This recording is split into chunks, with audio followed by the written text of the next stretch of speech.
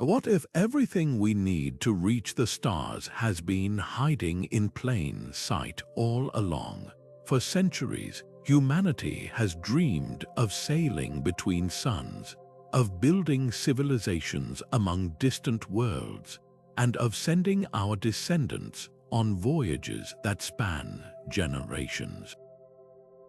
But one stubborn challenge has always held us back. How do we power a ship not just for years, but for centuries? The answer may not lie in some dazzling new breakthrough, but in ideas we once set aside, technologies we labeled as obsolete, and systems we simply forgot.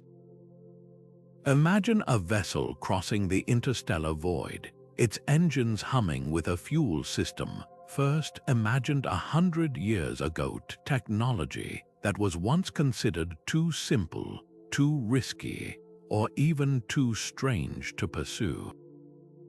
Yet today, as we push against the limits of modern rocketry, we're discovering that these forgotten systems may hold the key to unlocking journeys that last longer than a human lifetime. In this video, we're going to uncover how some of the most overlooked innovations in propulsion history could revolutionize our future in space. We'll travel back to the origins of rocketry, revisit Cold War-era nuclear experiments, and explore concepts that sound like they're straight out of science fiction: solar sails that ride starlight, ramjets that scoop fuel from the void, and engines powered by matter that shouldn't even exist. These aren't just curiosities from a bygone era. They represent something deeper, a reminder that progress isn't always about moving forward. Sometimes it's about looking back. By the time we're done, you'll see how these abandoned ideas could solve the biggest problem in interstellar travel: longevity. How do you keep a ship running, fueled, and functional not for decades, but for centuries? How do you ensure that the technology we launch today will still be operable when it reaches another star? The answers might be buried in notebooks from the 1920s, blueprints from the 1960s, and theories that never got their chance to shine. This is more than a tour through technological history. It's a journey into what could be and an invitation to rethink what's possible. So settle in. We're about to rediscover the past to fuel the future. To grasp why we might be looking backward to move forward, we have to return to the very beginning. Picture a world without satellites, without moon landings, a time when the idea of leaving Earth's atmosphere was closer to fantasy than science.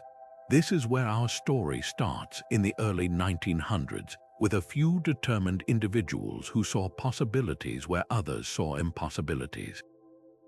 Two names stand out: Robert Goddard, a quiet American professor, and Konstantin Tsiolkovsky, a reclusive Russian schoolteacher. Though they worked an ocean apart, they shared a single, burning vision: reaching space. Their tools were not supercomputers or advanced alloys, but paper, pencil, and sheer ingenuity. Tsiolkovsky, from his remote home, derived the fundamental mathematical equation for space travel, proving that rocketry was the only way to escape Earth's gravity. He theorized about multi-stage rockets and even envisioned using liquid propellants for greater control and efficiency.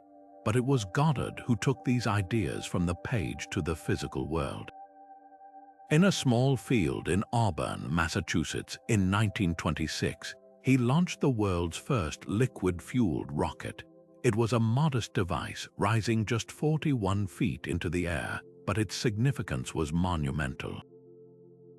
It ran on a simple yet powerful combination: gasoline and liquid oxygen.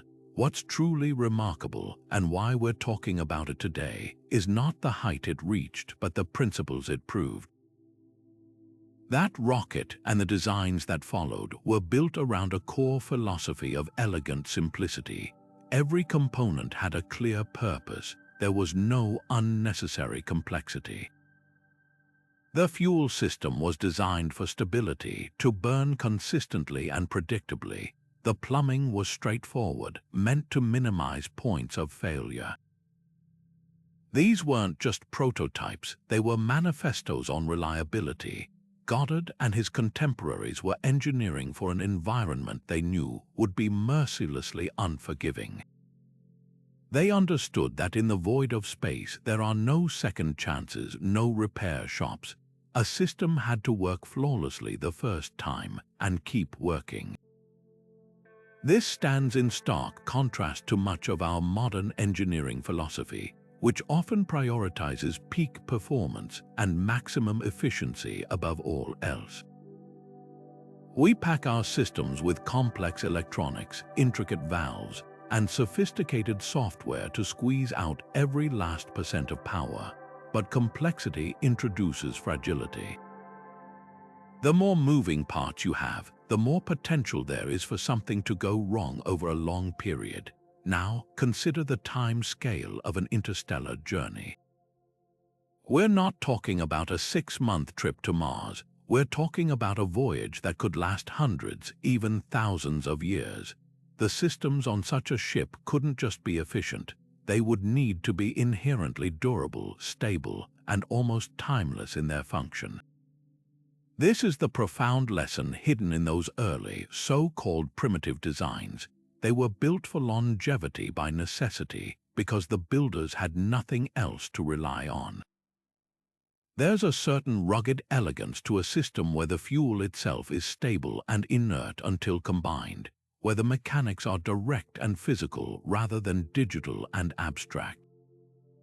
It's a philosophy that values guaranteed, repeatable performance over theoretical maximums.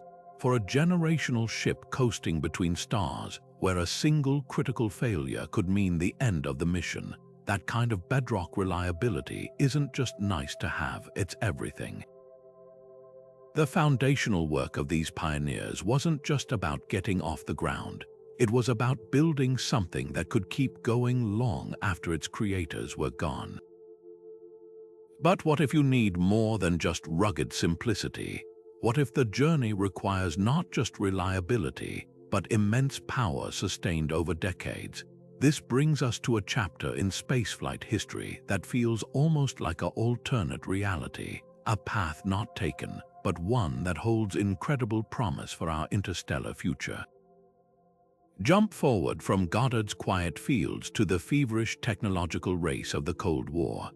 While the world's attention was fixed on the explosive fire of chemical rockets blasting astronauts toward the moon, a quieter, more profound revolution was taking place on the test stands of Nevada and New Mexico. Here, engineers weren't just burning fuel, they were harnessing the atom itself. This was the realm of NERVA, the nuclear engine for rocket vehicle application.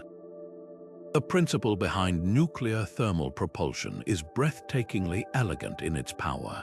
Instead of relying on the chemical reaction between a fuel and an oxidizer, a nuclear thermal rocket uses the intense heat from a fission reactor. Imagine a miniature, controlled nuclear reactor, no bigger than an office desk. Liquid hydrogen, stored at cryogenic temperatures, is pumped through the superheated core of this reactor.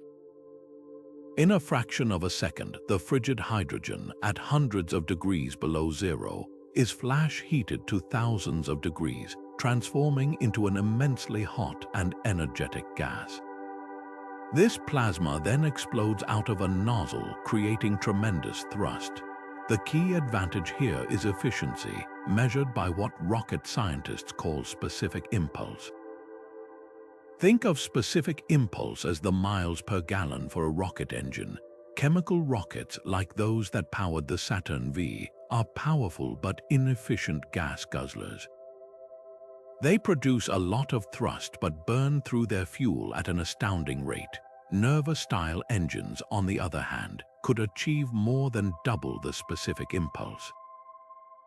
This means they could go much farther on the same amount of propellant, or achieve much higher speeds for interstellar travel, drastically cutting down the time needed to reach another star. By the late 1960s, the NERVA program was an unqualified technical success. They had built and tested engines that ran for hours at full power, proving they could be restarted multiple times and were robust enough for a mission to Mars. The data was clear. A nuclear thermal rocket could slash the travel time to the red planet from months to weeks. The plans were drawn up, spacecraft were designed. It seemed inevitable that the next leap after Apollo would be led by these atomic engines. But then, the political and public landscape shifted dramatically. The environmental movement gained strength, and with it, a deep-seated public fear of anything nuclear grew. The thought of launching a working nuclear reactor into space, even for peaceful exploration, became a political third rail. Concerns about a launch failure scattering radioactive material across the globe, though engineers had designed robust containment systems, ultimately proved too powerful to overcome. Combined with budget cuts as the Apollo program wound down, the plug was pulled. NERVA and its incredible promise was mothballed, relegated to a footnote in history books. For decades, it remained a fascinating what-if, but the problems it was designed to solve never went away. In fact, for interstellar travel, they became even more pressing. The immense distances between stars create a tyranny of time. Using conventional chemical propulsion, a voyage to even our closest neighboring star system, Proxima Centauri, would take tens of thousands of years, a clearly impossible timeline. This is where the forgotten promise of NERVA is experiencing a spectacular renaissance, those old technical hurdles that contributed to its cancellation.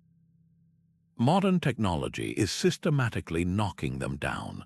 The materials science of the 1960s struggled with metals that could withstand the extreme temperatures and corrosive hydrogen plasma for years on end.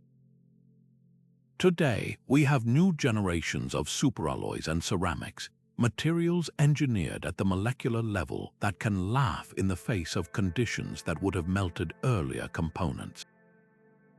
Perhaps the biggest hurdle was always radiation shielding, protecting both the spacecraft's sensitive electronics and any potential crew from the reactor's neutron flux.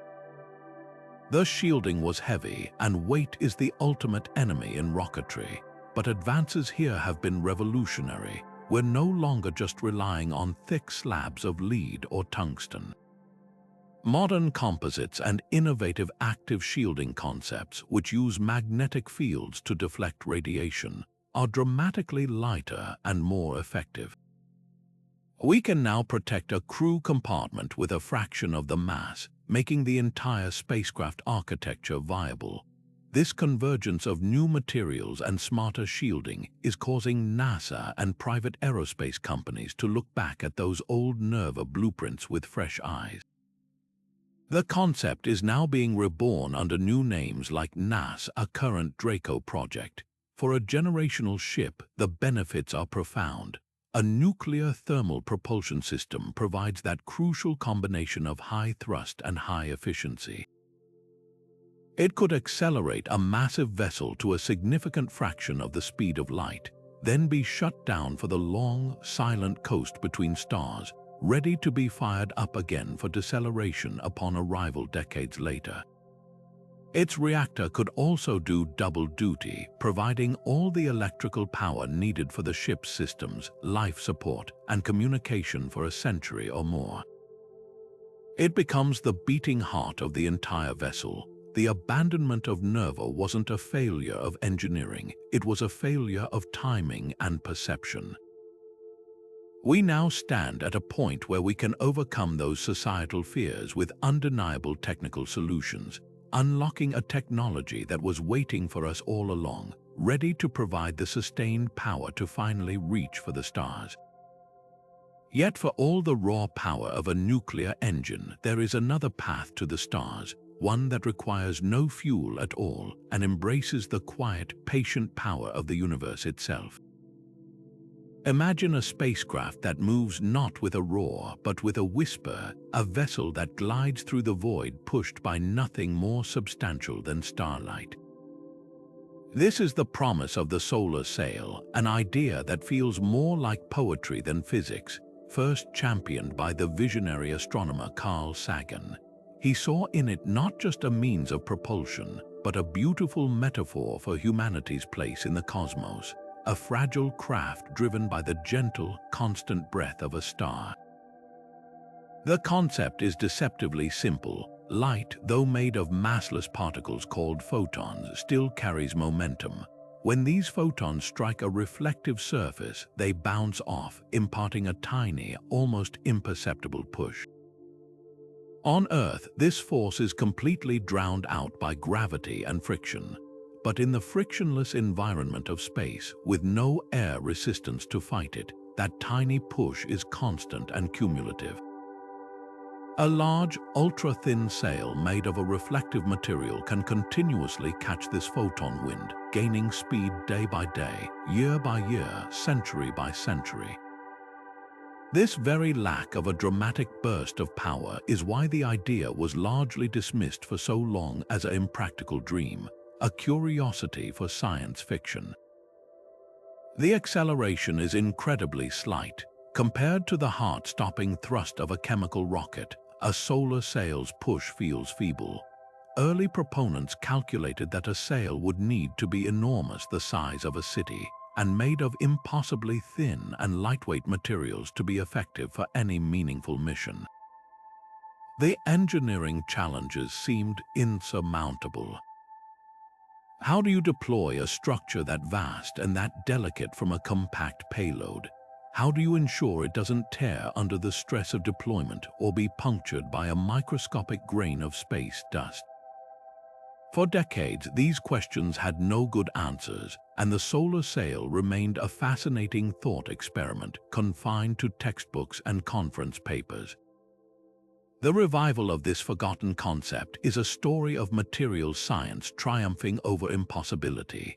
The breakthrough didn't come from the aerospace industry directly, but from laboratories working on nanotechnology and metamaterials. The discovery of graphene, a form of carbon just one atom thick yet stronger than steel, provided the first glimpse of a solution. Here was a material that could theoretically form the basis of a sail that was both incredibly light and incredibly tough. Researchers then began engineering even more advanced metamaterials, materials designed with specific structures at the microscopic level to exhibit properties not found in nature.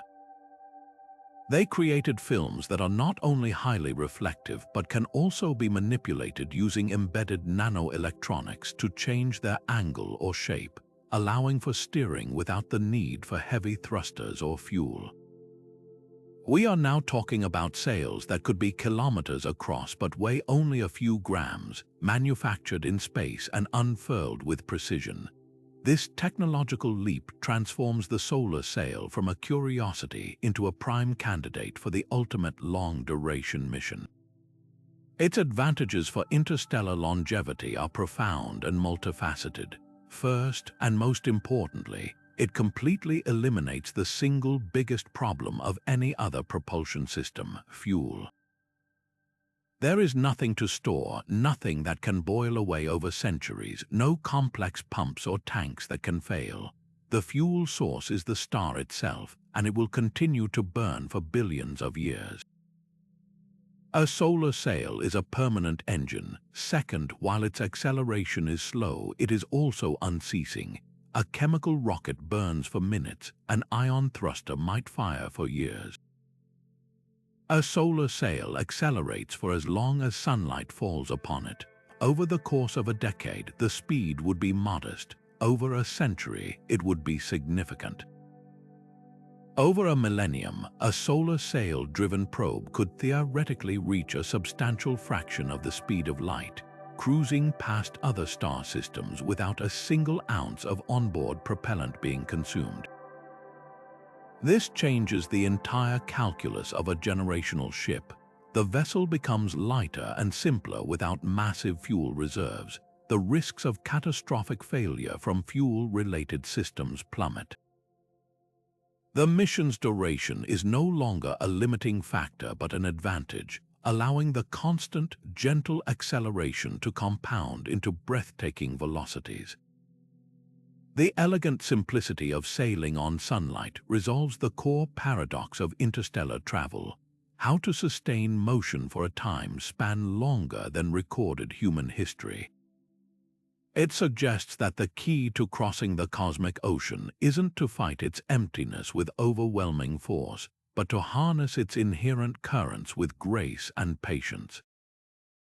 But if solar sails represent one end of the spectrum, a gentle external push, then ion thrusters embody a different kind of magic, one that turns science fiction into tangible, working reality. For decades, the glowing blue exhaust of an ion engine was a hallmark of futuristic starships on screen, a visual shorthand for advanced technology. The incredible part is that we've now brought that very technology out of the realm of fantasy and into our actual spacecraft, proving that sometimes the most visionary ideas are simply waiting for the right moment to arrive. The principle behind ion propulsion is both clever and counterintuitive. Instead of burning a vast amount of fuel all at once for a short, violent burst of speed, it does the opposite. It takes a tiny amount of propellant, typically an inert gas like xenon, and gives each individual atom a massive push. Here's how it works. Atoms of xenon are first stripped of an electron, becoming positively charged ions. These ions are then accelerated through a series of charged metal grids, hurtling them out of the engine nozzle at breathtaking speeds, often exceeding 110,000 miles per hour. This creates thrust. It's a minuscule amount of thrust, to be sure.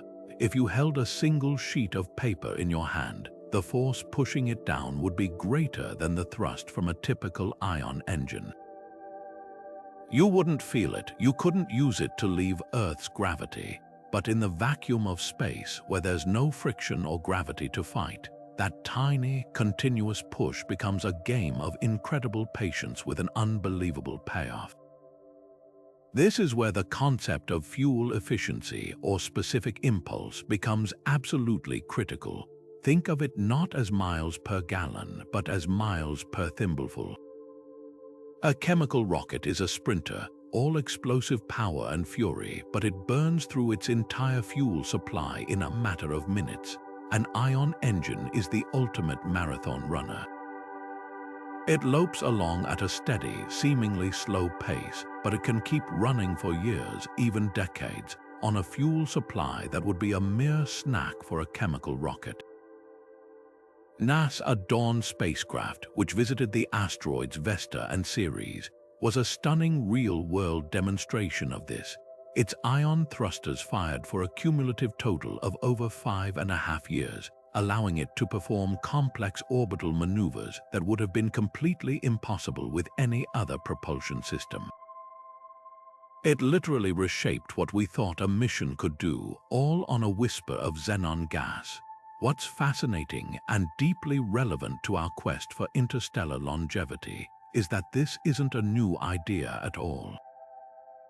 The foundational concepts for ion propulsion were first proposed by rocketry pioneers like Konstantin Tsiolkovsky and Robert Goddard in the early 20th century.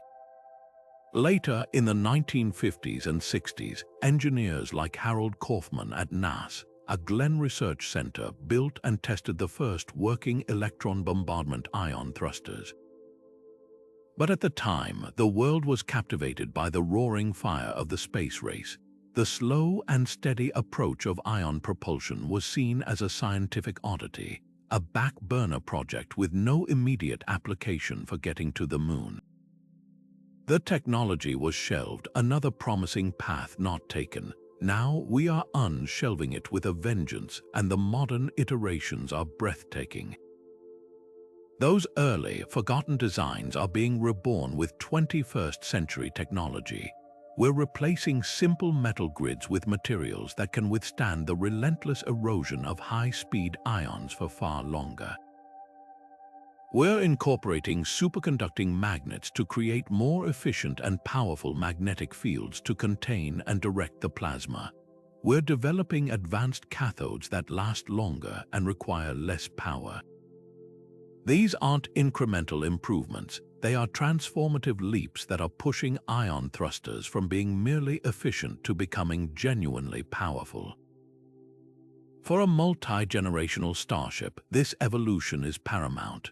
While a massive nuclear thermal rocket might provide the main push to get the ship up to cruising speed, the voyage will be measured in centuries.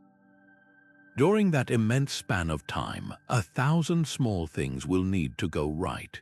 The ship's trajectory will need constant, tiny refinements to avoid microscopic dust clouds or to take advantage of gravitational nudges. Its orientation, its attitude, must be held with absolute precision for centuries to ensure that communication antennas are pointed at a distant Earth and that telescopes are aligned on the target star. This is not a job for explosive chemical thrusters that would deplete their fuel in a few short years. This is the perfect, singular job for ion thrusters.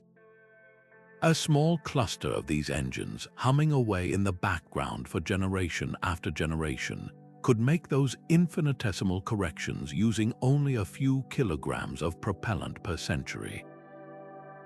Their incredible fuel efficiency means that the ship wouldn't need to carry vast reserves just for station keeping, saving immense weight and complexity.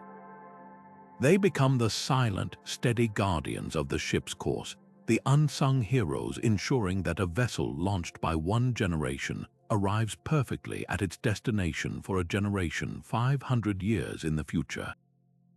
While ion thrusters master the art of the gentle, sustained push, another concept from the past dares to ask a far more radical question. What if we could extract nearly every last drop of energy from a fuel source, pushing the very limits of physics to achieve near-perfect efficiency? This isn't a new idea. In fact, it was first seriously proposed in the 1950s at the very dawn of the atomic age. It's called the Fission fragment rocket, and its theoretical potential is so staggering that it almost seems too good to be true. To understand it, we first have to look at how a conventional nuclear reactor works, even the NERVA engine we discussed earlier. In those systems, the energy from splitting atoms is released as heat. That heat is then used to warm up a propellant like liquid hydrogen, which expands and creates thrust. It's a powerful system, but it's also incredibly inefficient. You're essentially using the atomic furnace to boil a kettle, and a lot of that precious nuclear energy is wasted as heat that never even touches the propellant. The fission fragment rocket throws that entire concept out the window. Instead of using the energy secondhand, it tries to use the products of the fission reaction directly. When a heavy atom like uranium-235 splits, it doesn't just quietly release energy. It violently fractures into two smaller, lighter atoms called fission fragments. These fragments are born screaming into existence, flying away from each other at about 3% of the speed of light. That's an incredible 20 million miles per hour. In a traditional reactor, these high-speed fragments immediately slam into the surrounding fuel matrix or the reactor walls. Their colossal kinetic energy is converted into heat. It's this heat we then try to clumsily harness. The genius of the fission fragment rocket is that it seeks to let these fragments escape. Imagine a reactor designed not to contain the energy, but to channel it. The core would be constructed as an incredibly thin, fibrous network of nuclear fuel. When an atom fissions, there's a very high probability that one of the two resulting fragments would fly right out of the ultra-thin fuel fiber without hitting anything else. Now you have a stream of these astoundingly energetic atomic particles shooting out into a vacuum. By using magnetic fields, much like those in an ion thruster but vastly more powerful, you could direct this exhaust stream out a nozzle. The fission fragments themselves become the propellant, and they are ejected at velocities that are simply unthinkable for any other propulsion system. The numbers are what make this forgotten concept so compelling for interstellar travel. Recall that specific impulse is the measure of a rocket's efficiency. A good chemical rocket might have a specific impulse of 450 seconds. A nuclear thermal rocket like NERVA might achieve around 900 seconds. The most advanced ion thrusters today might reach 10,000 seconds. A fission fragment rocket, theoretical models put its specific impulse somewhere between 100,000 and 1,000,000 seconds. It is, by a colossal margin, the most efficient propulsion system ever conceived by humanity. This translates directly into two things: unbelievable speed and minimal fuel mass. A spacecraft powered by such an engine could reach a significant fraction of light speed within a matter of months or years, not centuries. And because the efficiency is so astronomically high, it would need to carry only a tiny fraction of the fuel mass required by any other system. For a multi-generational voyage, this is the holy grail. It solves the twin problems of travel time and fuel logistics in one breathtakingly elegant package. So why did this brilliant idea end up in the dustbin of history? The engineering challenges in the 1950s and 60s were, to put it mildly, monstrous. First, you had to figure out how to manufacture a solid fuel core that was essentially a fragile, microscopic sponge of radioactive material, and have it remain structurally sound while being bombarded from within by nuclear explosions.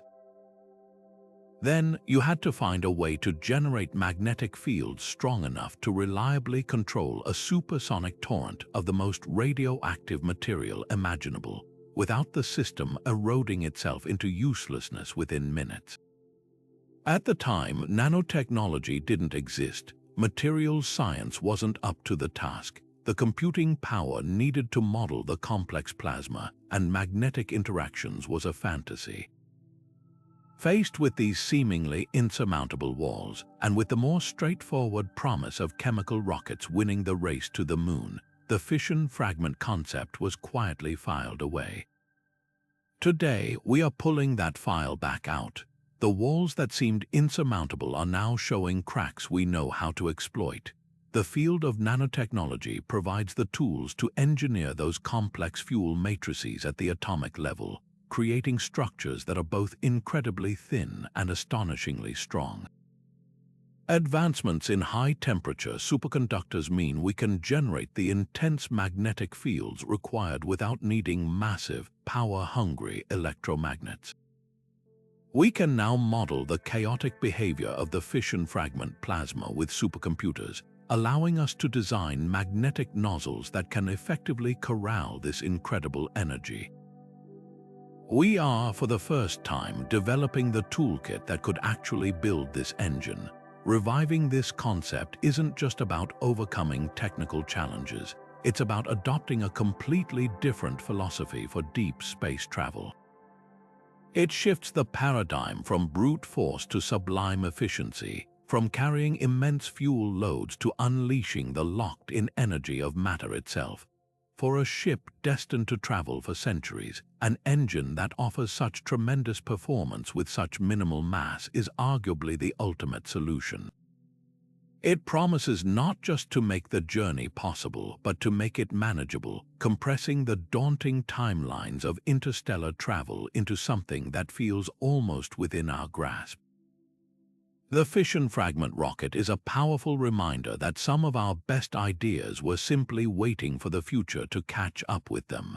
If the fission fragment rocket represents the pinnacle of efficiency, then our next concept ventures into the realm of pure energy itself, tapping into the most potent fuel source known to physics. We're talking about antimatter, the mirror image of normal matter that annihilates upon contact with it, releasing energy with 100% efficiency. The raw power is almost incomprehensible. A single gram of antimatter reacting with a gram of matter would release an explosion equivalent to about 43,000 tons of TNT. For a rocket scientist, this isn't a weapon, it's the ultimate dream fuel. The problem, of course, has always been that dreams have a way of crashing into harsh reality. Producing even a single gram of antimatter with current technology would take a dedicated factory millions of years to make and would cost quadrillions of dollars. Storing it is an even more terrifying prospect, as any container wall is made of normal matter, meaning the slightest leak would result in a catastrophic explosion that would instantly vaporize your entire spacecraft and its precious cargo. For decades, these monumental hurdles made antimatter propulsion the exclusive domain of theoretical papers and science fiction, an idea too powerful and too dangerous to ever be practical. But what if we've been thinking about it all wrong? What if we don't need to store vast quantities of this volatile substance? What if, instead of using antimatter as the primary fuel, we could use it as a microscopic spark plug? This is the brilliant, overlooked twist known as antimatter catalysis, a concept that was first proposed in the 1980s as a way to sidestep the most daunting problems. The star of this show isn't the exotic antiproton. It's a much more manageable particle called the positron, the antimatter counterpart of the electron. Positrons are far easier to produce in meaningful quantities than anti-hydrogen, and they have a crucial property. When they meet an electron, they annihilate, but the energy released is in the form of incredibly high-energy gamma rays. This isn't just random energy, it's a precision tool. Now, let's apply that tool to a problem we've been trying to solve for 70 years, controlled nuclear fusion. Fusion, the process that powers the sun, is the holy grail of clean energy. It involves forcing two light atomic nuclei, like isotopes of hydrogen, to overcome their mutual electrical repulsion and merge, releasing a tremendous amount of energy. The problem is that it takes a colossal amount of energy to force them together, usually in the form of immense heat and pressure, which we've struggled to contain. This is where the positron catalyst comes in. Imagine injecting a tiny, precise beam of positrons into a cloud of fusion fuel, like deuterium and tritium. As the positrons annihilate with electrons within the fuel, they don't just release energy, they release it in a specific, penetrating form. Those gamma rays can blast apart the electron clouds surrounding the atomic nuclei, effectively stripping them away. This suddenly removes the electronic repulsion between the nuclei, making it vastly easier for them to get close enough for the strong nuclear force to take over and fuse them. The positron isn't the fuel, it's the ultimate enabler. It triggers a fusion reaction that releases far more energy than the positron annihilation itself required. For interstellar propulsion, this changes everything. A spacecraft wouldn't need to carry tanks of volatile anti-hydrogen. Instead, it would have a small, sophisticated positron generator on board, producing a steady, manageable stream of these particles. These positrons would then be directed into a chamber containing conventional, stable, and utterly safe fusion fuel, perhaps pellets of frozen hydrogen isotopes. One by one, the positrons would act like microscopic keys, unlocking the immense energy stored within each fuel pellet. The resulting fusion explosions would be channeled through a magnetic nozzle to produce thrust. This system offers a breathtaking combination of benefits. It provides the incredibly high energy density of matter-antimatter reactions without the astronomical production costs and nightmarish storage requirements. The fuel itself is inert and stable until the moment it's needed, eliminating the risk of a catastrophic accident during centuries of travel. And because the energy output is so immense, the amount of physical fuel mass needed is minuscule. A few tons of fusion fuel, catalyzed by mere grams of positrons, could theoretically power a ship to another star and back. The recent breakthroughs that are bringing this forgotten idea back to life are happening in laboratories around the world. We are getting dramatically better at producing positrons efficiently, not just in giant particle accelerators, but in smaller, more compact devices. Even more critically, we are learning how to handle them. New techniques involving electromagnetic traps and specially designed materials can store clouds of positrons for extended periods without them touching matter and annihilating. We are essentially learning to bottle lightning. This progress transforms antimatter catalysis from a tantalizing theory into a conceivable engineering problem. For a multi-generational ship, this concept represents a perfect balance of power and prudence. It provides the sustained, high-energy output needed for a journey spanning light years, but it does so with a level of inherent safety and fuel stability that allows a crew to sleep soundly for generations, confident that the engine that powers their future won't also be its end. While antimatter catalysis offers a way to unlock immense energy from a tiny amount of fuel, it still requires a spacecraft to carry its fuel supply with it from the start. But what if we could build an engine that never needs to be refueled at all? An engine that finds its propellant along the way, turning the very emptiness of space into its power source. This is the breathtakingly elegant premise behind one of the most ambitious concepts ever proposed for interstellar travel, the Bussard ramjet. Conceived in 1960 by the visionary physicist Robert Bussard, this idea is the ultimate expression of working with the universe rather than fighting against it. The principle is so simple it feels like genius. Interstellar space is not a perfect vacuum. It's actually filled with a very thin, scattered mist of hydrogen gas, a few atoms per cubic centimeter. For any other spacecraft, this is just background noise, an insignificant trace, but for a Bussard ramjet, this thin gruel is the only fuel it will ever need. The concept involves deploying a gigantic electromagnetic scoop, or funnel, at the front of the spacecraft, thousands of kilometers in diameter. As the ship hurtles forward, this vast net sweeps up these stray hydrogen atoms. Powerful magnetic fields then funnel and compress this collected hydrogen into a reaction chamber at the center of the ship, where it is heated to the incredible temperatures and pressures needed to ignite nuclear fusion. The energy from this fusion reaction is then directed out of a nozzle as exhaust, providing thrust. And here's the most beautiful part. That thrust pushes the ship forward, which allows it to collect even more hydrogen, which fuels more fusion, creating a self-sustaining cycle of acceleration. In theory, a ramjet could continue accelerating almost indefinitely, limited only by the density of the interstellar medium and the laws of relativity. It's an engine that feeds on the void itself. When Bussard first published his paper, the idea was met with a mixture of awe and profound skepticism. The engineering challenges seemed so vast as to be almost mythical. How do you build a magnetic scoop that's larger than the planet Earth? How do you generate magnetic fields strong enough to effectively capture and guide individual atoms while traveling at a significant fraction of the speed of light?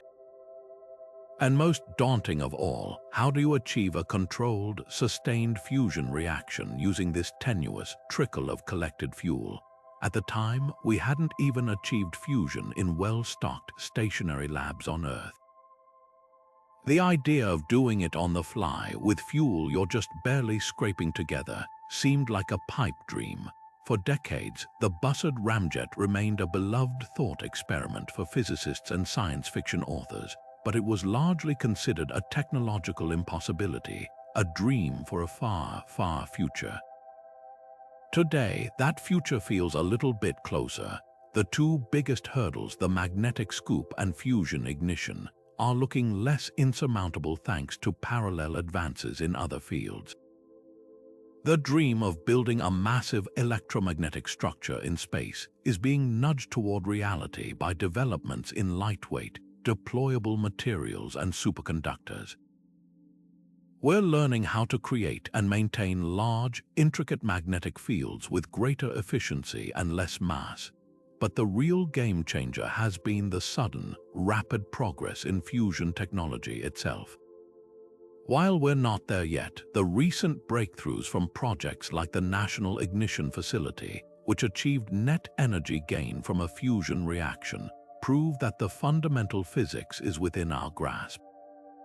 Furthermore, new approaches to fusion, like using colliding beams or magnetized target fusion, are specifically designed to work with more efficient, smaller-scale systems. These aren't the sprawling, massive tokamaks of old. They are more agile and potentially adaptable to the unique constraints of a ramjet. We are beginning to see a path, however long, toward the kind of compact, robust fusion reactor that could light the fire at the heart of this incredible machine. For a ship destined to travel for centuries, the benefits of such a system are nothing short of revolutionary. It completely solves the single greatest logistical nightmare of interstellar travel: fuel depletion. There are no tanks to run dry, no complex calculations about how much propellant to save for deceleration at the destination. The ship becomes a living entity, a kind of cosmic whale that filters its sustenance from the galactic ocean it swims through. This perpetual operation means the mission's duration is no longer a limiting factor. A ramjet-powered vessel could, in theory, accelerate for decades, reaching velocities that bring other star systems within a human lifetime from the crew's perspective, thanks to time dilation. It could then flip around and use its scoop to decelerate by funneling the hydrogen into a different reaction configuration, all without ever turning off.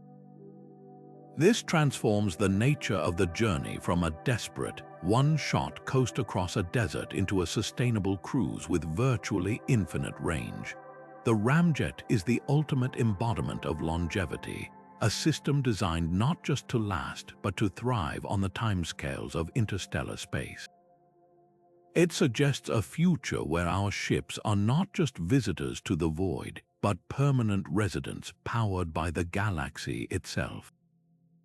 Yet for all the promise of harvesting fuel from the void, what if the answer to our propulsion problems wasn't out in the galaxy, but locked away inside the most common element in the universe, waiting for us to squeeze it hard enough? This brings us to one of the most tantalizing and elusive prizes in all of material science: metallic hydrogen. The concept sounds like something from a physicist's fantasy novel. Under normal conditions, hydrogen is a transparent gas, the lightest and simplest of all elements. But theory has long predicted that if you subject it to enough pressure, something miraculous should happen. The atoms would be forced so close together that their individual electron shells would break down, and the electrons would start to behave like those in a metal, flowing freely. The gas would collapse into a solid, and it would take on a shiny, metallic luster. More importantly, this phase change would trap an almost unbelievable amount of potential energy within its atomic structure. The implications for rocketry were immediately obvious and staggering. When metallic hydrogen decomposes, reverting back to its gaseous molecular form, all that stored energy is released in an instant. The specific impulse, that key measure of efficiency, could be off the charts, potentially reaching into the range of 1,700 seconds or more. To put that in perspective, that's several times the efficiency of the best chemical fuels we have today. A rocket powered by metallic hydrogen wouldn't just be an improvement, it would be a revolution. It could generate enough thrust to achieve single stage to orbit, making space access routine and cheap. For an interstellar mission, the benefits are even more profound. The immense energy density means you could pack the same punch into a fraction of the fuel mass. A ship wouldn't need to be mostly fuel tank. It could be mostly payload scientific instruments, living quarters, and the intricate systems needed to sustain life for generations. The reduction in travel time would be equally dramatic, potentially cutting a journey to the outer planets from years to months and bringing star systems within reach of a human lifetime. For decades, this remained a beautiful theory, a siren's call for scientists. The challenge was the pressure required to create it. We're not talking about the pressure at the bottom of the ocean. We're talking about pressures rivaling those at the very center of Jupiter. In the 1970s and 80s, teams tried to crush tiny samples of hydrogen between the tips of diamond anvils, the hardest material we know. Time and again, they failed. The diamonds, incredibly, would shatter under the immense strain long before the hydrogen metallicized. Other attempts using explosive compression yielded fleeting hints of success, but the results were never conclusive or reproducible. The material was so unstable that it would vanish the moment the pressure was released. The scientific community grew skeptical, and the pursuit of metallic hydrogen began to be seen as a kind of quixotic quest, a white whale that had swallowed up careers and research grants with nothing concrete to show for it. It was labeled impossible, a superfuel that never was, and the dream was largely shelved. But science has a way of resurrecting forgotten dreams with new tools. The past few years have witnessed a quiet revolution in high-pressure physics, driven by advancements in both diamond anvil design and diagnostic techniques. Researchers have learned to sculpt the diamonds themselves, creating toroidal or double-beveled shapes that can distribute the pressure more effectively and resist shattering.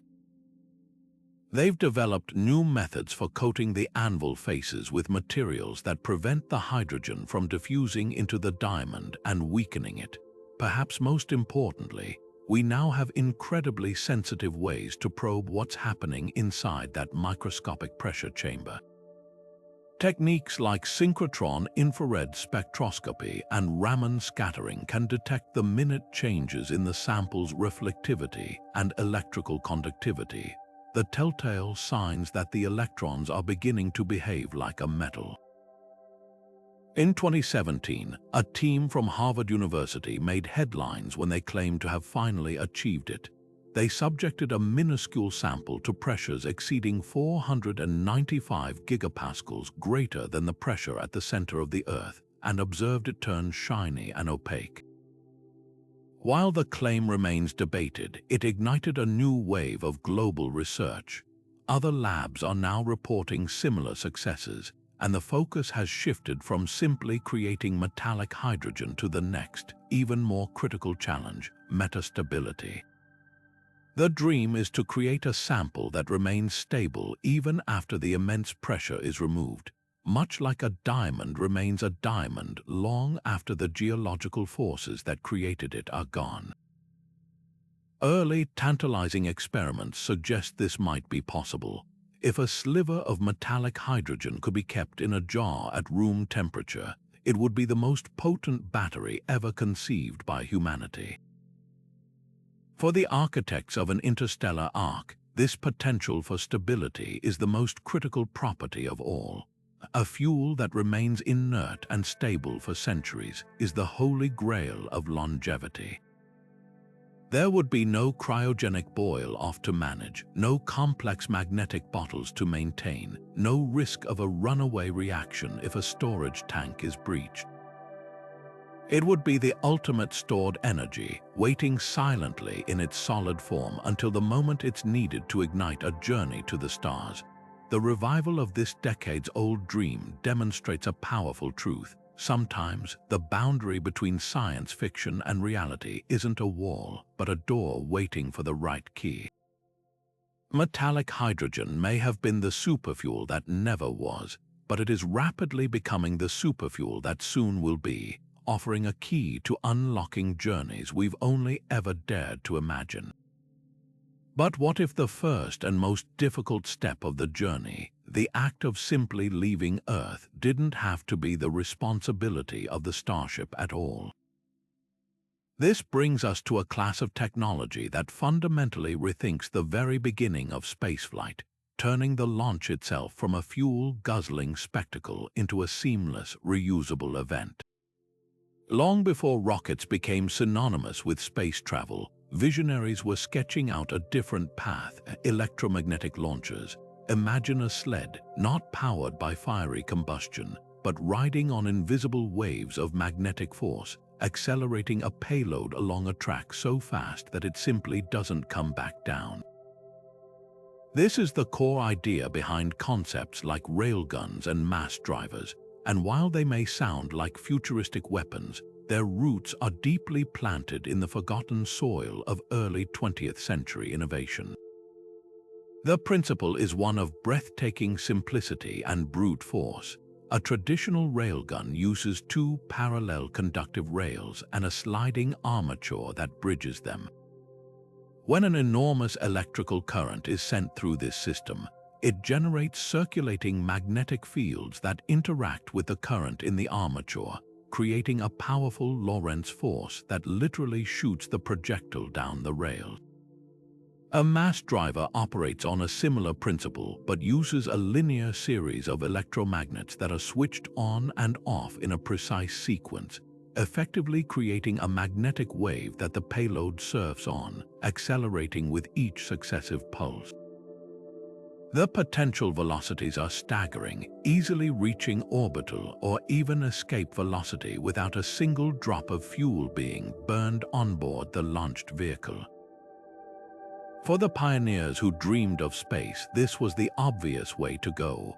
It promised a system that was completely reusable.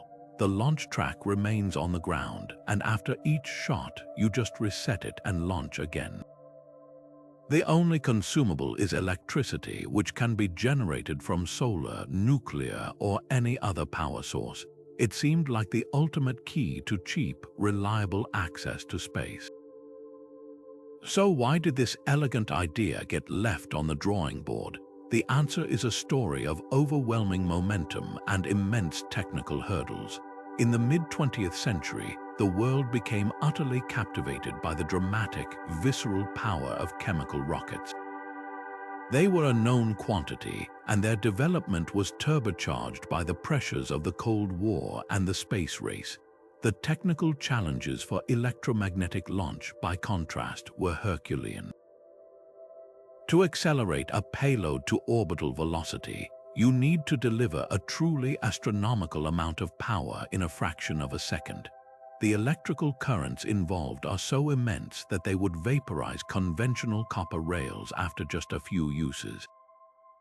The sheer size of the required infrastructure was also daunting. Envision a track dozens of miles long, mounted on a mountainside to point above the atmosphere. Faced with these obstacles and the rapid, spectacular success of rocket technology, the electromagnetic launch concept was quietly filed away as an interesting but impractical alternative. Today, we are pulling that file back out, and the landscape looks completely different. The two biggest hurdles, power delivery and material survival, are being overcome by revolutions in unrelated fields. The advent of modern superconductors is an absolute game changer. These materials, when cooled to extreme temperatures, can carry enormous electrical currents with literally zero resistance.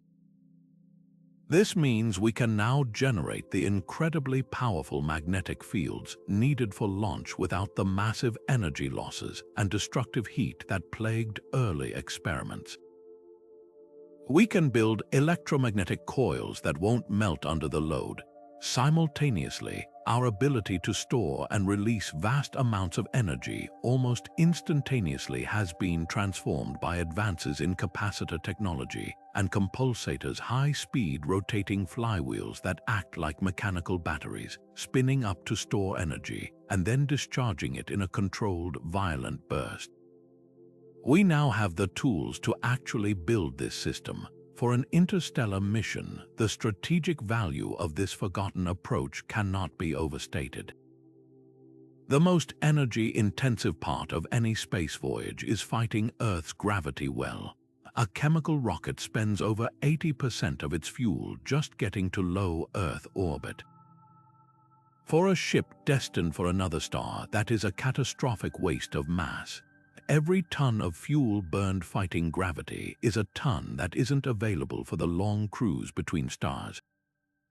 An electromagnetic launcher solves this problem by externalizing the launch energy.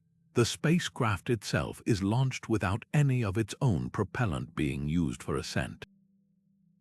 It is placed into orbit or even given a direct injection onto its interstellar trajectory by a ground-based system that remains behind, ready to be used again for the next mission. The Starship arrives in space with its fuel tanks still full to the brim, its engines completely unused and preserved for the maneuvers that truly matter millions of miles from home. This dramatically extends the ship's operational lifespan and range.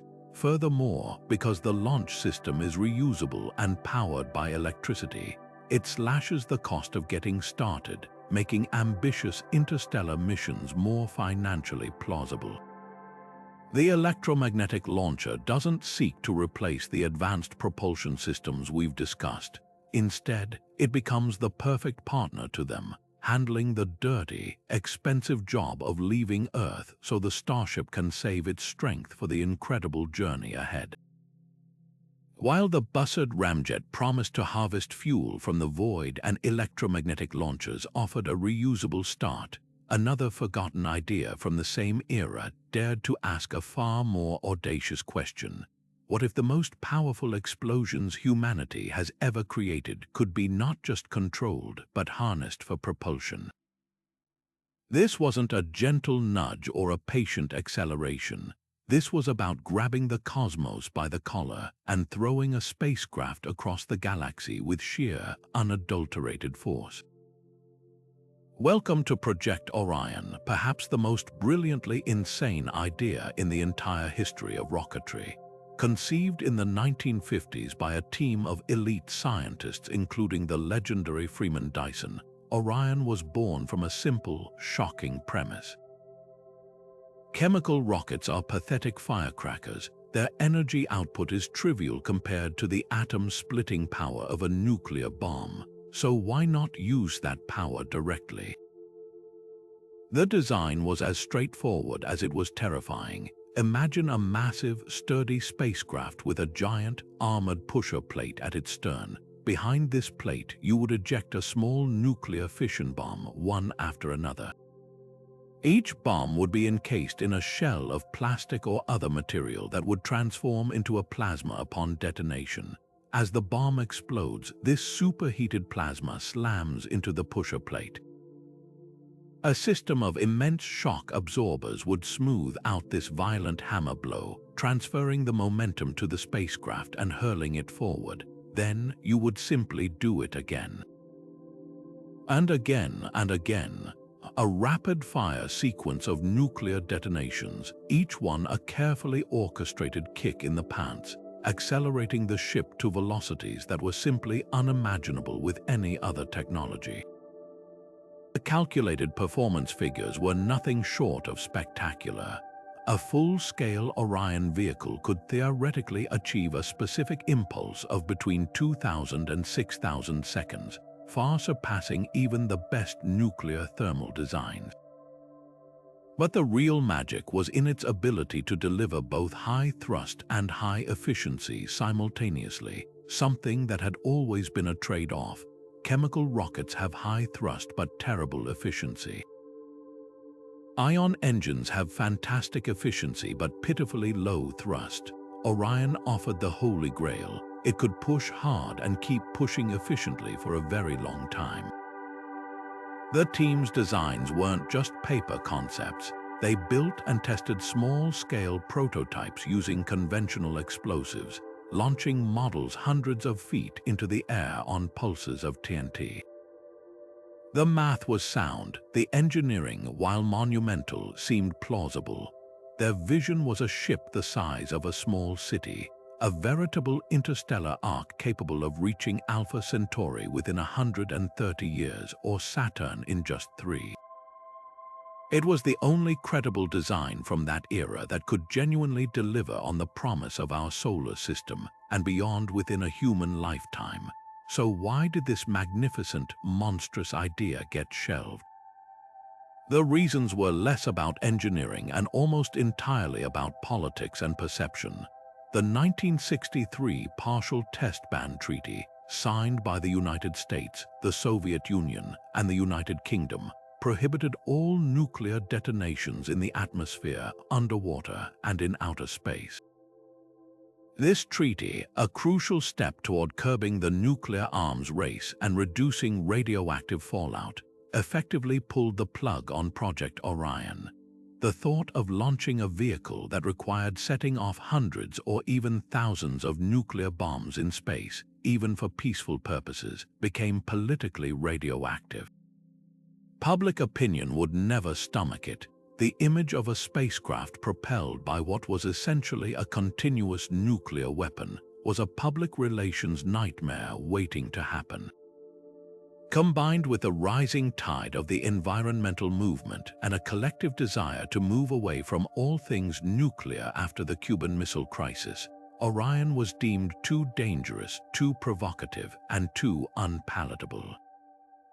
It was filed away as a fascinating but ultimately forbidden chapter in the history of spaceflight.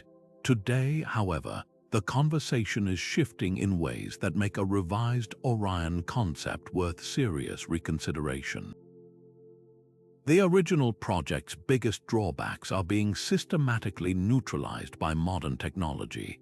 The first major objection was the sheer size and dirtiness of the nuclear charges. In the 1950s, they were thinking in terms of kiloton-yield bombs. Today, we are masters of precision at the atomic scale. We could design miniaturized, ultra-clean nuclear pulses, perhaps using advanced fission or even fusion triggers that are tailored specifically for propulsion. These micro-explosions would produce orders of magnitude less radioactive fallout, and their energy could be more precisely directed toward the pusher plate, increasing efficiency and reducing wasted energy. The second objection was the potential damage to the spacecraft itself from the repeated blasts. Here, advances in materials science provide the answer. We now have metallic alloys and composite materials that are exponentially stronger and more resistant to shock and heat than anything available to Dyson's team. We could model the plasma structure interactions with supercomputers to design a pusher plate and shock absorber system that could withstand a journey of decades without significant degradation. For a mission where speed is the ultimate priority, a modern Orion-style ship presents an irresistible solution to the greatest danger of interstellar travel: time. A journey lasting centuries exposes a vessel and its crew to countless unknown risks: the gradual degradation of every component, the relentless hail of cosmic radiation, and the unpredictable chance of a micrometeoroid impact. The shorter the trip, the lower the cumulative dose of radiation, and the smaller the window for a catastrophic failure. A nuclear pulse vehicle that could cut the travel time to another star system from millennia down to a single century is not just about convenience, it's about survival. It dramatically increases the probability that the ship arrives at its destination intact and functional. This approach doesn't seek to create a system that lasts for 1,000 years. It seeks to create a system so powerful that it simply doesn't need to. It solves the endurance problem by radically shortening the required endurance. The revival of Orion's principles forces us to confront a fundamental choice in how we approach the stars. Do we go slow and steady, building arcs to endure the ages, or do we build a spear and throw it with all our might, betting on power and speed to overcome the incredible distance? This forgotten project reminds us that sometimes the most direct path forward is also the most explosive. But what if the most powerful fuel source for our journey isn't something we carry, or even something we harvest, but a force woven into the very fabric of the universe itself? We've explored engines of immense power and sails of incredible patience, yet there is another method, one that requires no engine at all, that has been quietly propelling our spacecraft for decades. This is the art of the gravity assist, a technique so elegantly simple it feels like a magic trick, using the gravitational pull of planets as a slingshot to fling probes across the solar system without expending a single drop of propellant. Long before we had ion thrusters or complex nuclear designs, mission planners at NASA were mastering this celestial dance. The most iconic examples are the Voyager probes. To reach the outer planets and beyond, they never could have carried enough chemical fuel for a direct flight. Instead, their trajectories were carefully choreographed to swing past Jupiter, Saturn, Uranus, and Neptune. As each probe dove into the gravitational well of a giant planet, it was caught in the planet's immense pull, stealing a tiny, almost imperceptible fraction of the planet's orbital momentum. The planet, massive beyond comprehension, didn't even notice the loss, but for the tiny spacecraft, the effect was transformative. It was whipped around and flung outward at a dramatically higher speed, like a stone from a sling, set on a new course with a free boost of velocity that would have taken tons of fuel to achieve otherwise. For too long, this incredible technique has been viewed as a clever navigational trick, a way to save a bit of fuel on the way to somewhere else. It's often been overlooked in favor of the more direct, brute force appeal of powerful engines. But this perspective misses its profound potential for the ultimate long-duration mission. When we shift our gaze from interplanetary to interstellar travel, the scale changes, and so does the strategy. Instead of using the gravity of planets, we could learn to harness the far more powerful gravitational fields of stars themselves. Imagine a spacecraft on a centuries-long voyage using a close pass by a binary star system, its path bent and accelerated by the complex interplay of two massive suns. Or think even bigger, leveraging the gravitational gradient of the galaxy itself. The Milky Way isn't a uniform void. It has a structure with density waves and gravitational currents. A sufficiently advanced navigation system could, in theory, plot a course that rides these galactic tides, using the subtle pulls of star clusters and dark matter concentrations to make constant, tiny course corrections and accelerations, all without ever touching its fuel reserves. This is where modern technology transforms an old trick into a primary propulsion strategy. In the 1970s, calculating a single gravity assist maneuver for Voyager required rooms full of engineers and months of painstaking computation. Today, we have artificial intelligence and machine learning algorithms that can analyze millions of potential trajectories in the blink of an eye. They can model complex multi-body gravitational interactions with stunning precision, finding optimal routes that string together not just one or two assists, but a whole series of them, a gravitational superhighway through the cosmos. AI can continuously update this course in real time based on new data, turning gravity assist from a pre-planned maneuver into a dynamic, sustained form of propulsion. The spacecraft's navigation system becomes less like a driver and more like a sailor, constantly trimming its sails to catch the gravitational winds of space. For a multi-generational starship, this approach is the ultimate expression of longevity and sustainability. It externalizes the cost of propulsion in the most complete way possible. The fuel source is the universe itself. It is infinite, free, a Chinese letter, Chinese letter, Chinese letter, Chinese letter, Chinese letter, Chinese letter.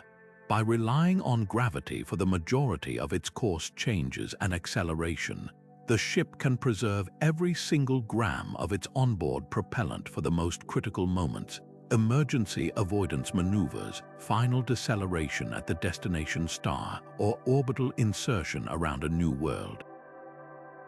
This drastically reduces the mass that needs to be launched from Earth and eliminates the risk of fuel degradation over centuries.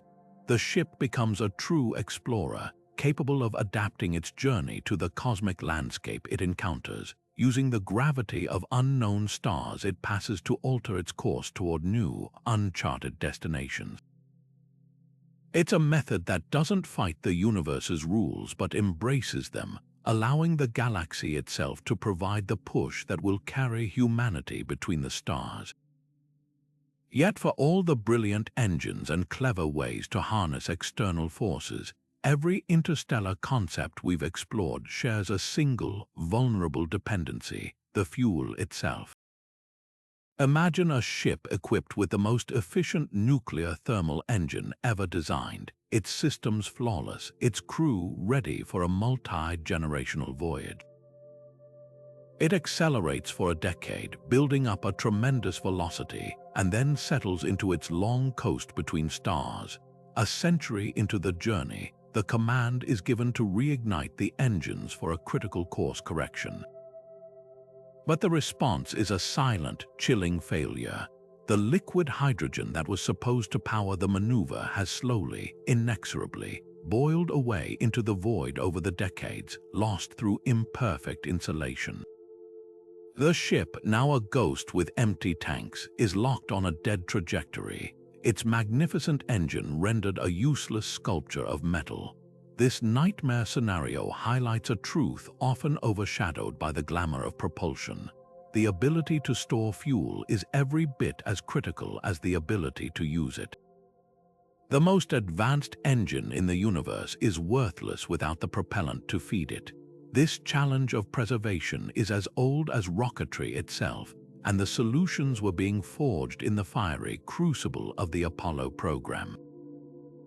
The Saturn V Moon rocket's second and third stages were essentially gigantic thermos bottles hurtling through space, tasked with keeping thousands of tons of liquid oxygen and hydrogen at cryogenic temperatures hundreds of degrees below zero for the hours needed to reach the moon. Engineers became masters of a delicate balancing act. They developed multi-layer insulation, or MLI, a sophisticated blanket made of dozens of paper-thin, reflective sheets separated by vacuum gaps. Each layer acted as a radiant barrier, drastically slowing the relentless seepage of external heat. They also pioneered passive thermal control systems, slowly rotating the vehicle in a barbecue roll to ensure the sun's heat was evenly distributed, preventing hotspots that could cause rapid boil-off. These weren't just incremental improvements, they were revolutionary techniques born from necessity. But after Apollo, as the space industry shifted its focus to the space shuttle and smaller satellites that used storable, hypergolic fuels, toxic liquids that remained stable at room temperature, this hard-won expertise in deep cryogenics began to fade from the forefront of engineering. The knowledge wasn't lost, but it was shelved, becoming a specialized niche rather than a central pillar of spaceflight. Today, as we stare down the barrel of century-long missions, we are racing to reclaim and radically advance that forgotten knowledge. The old MLI blankets of the Apollo era were effective, but they were also bulky and could degrade over time. Modern material science is reinventing them from the atom up.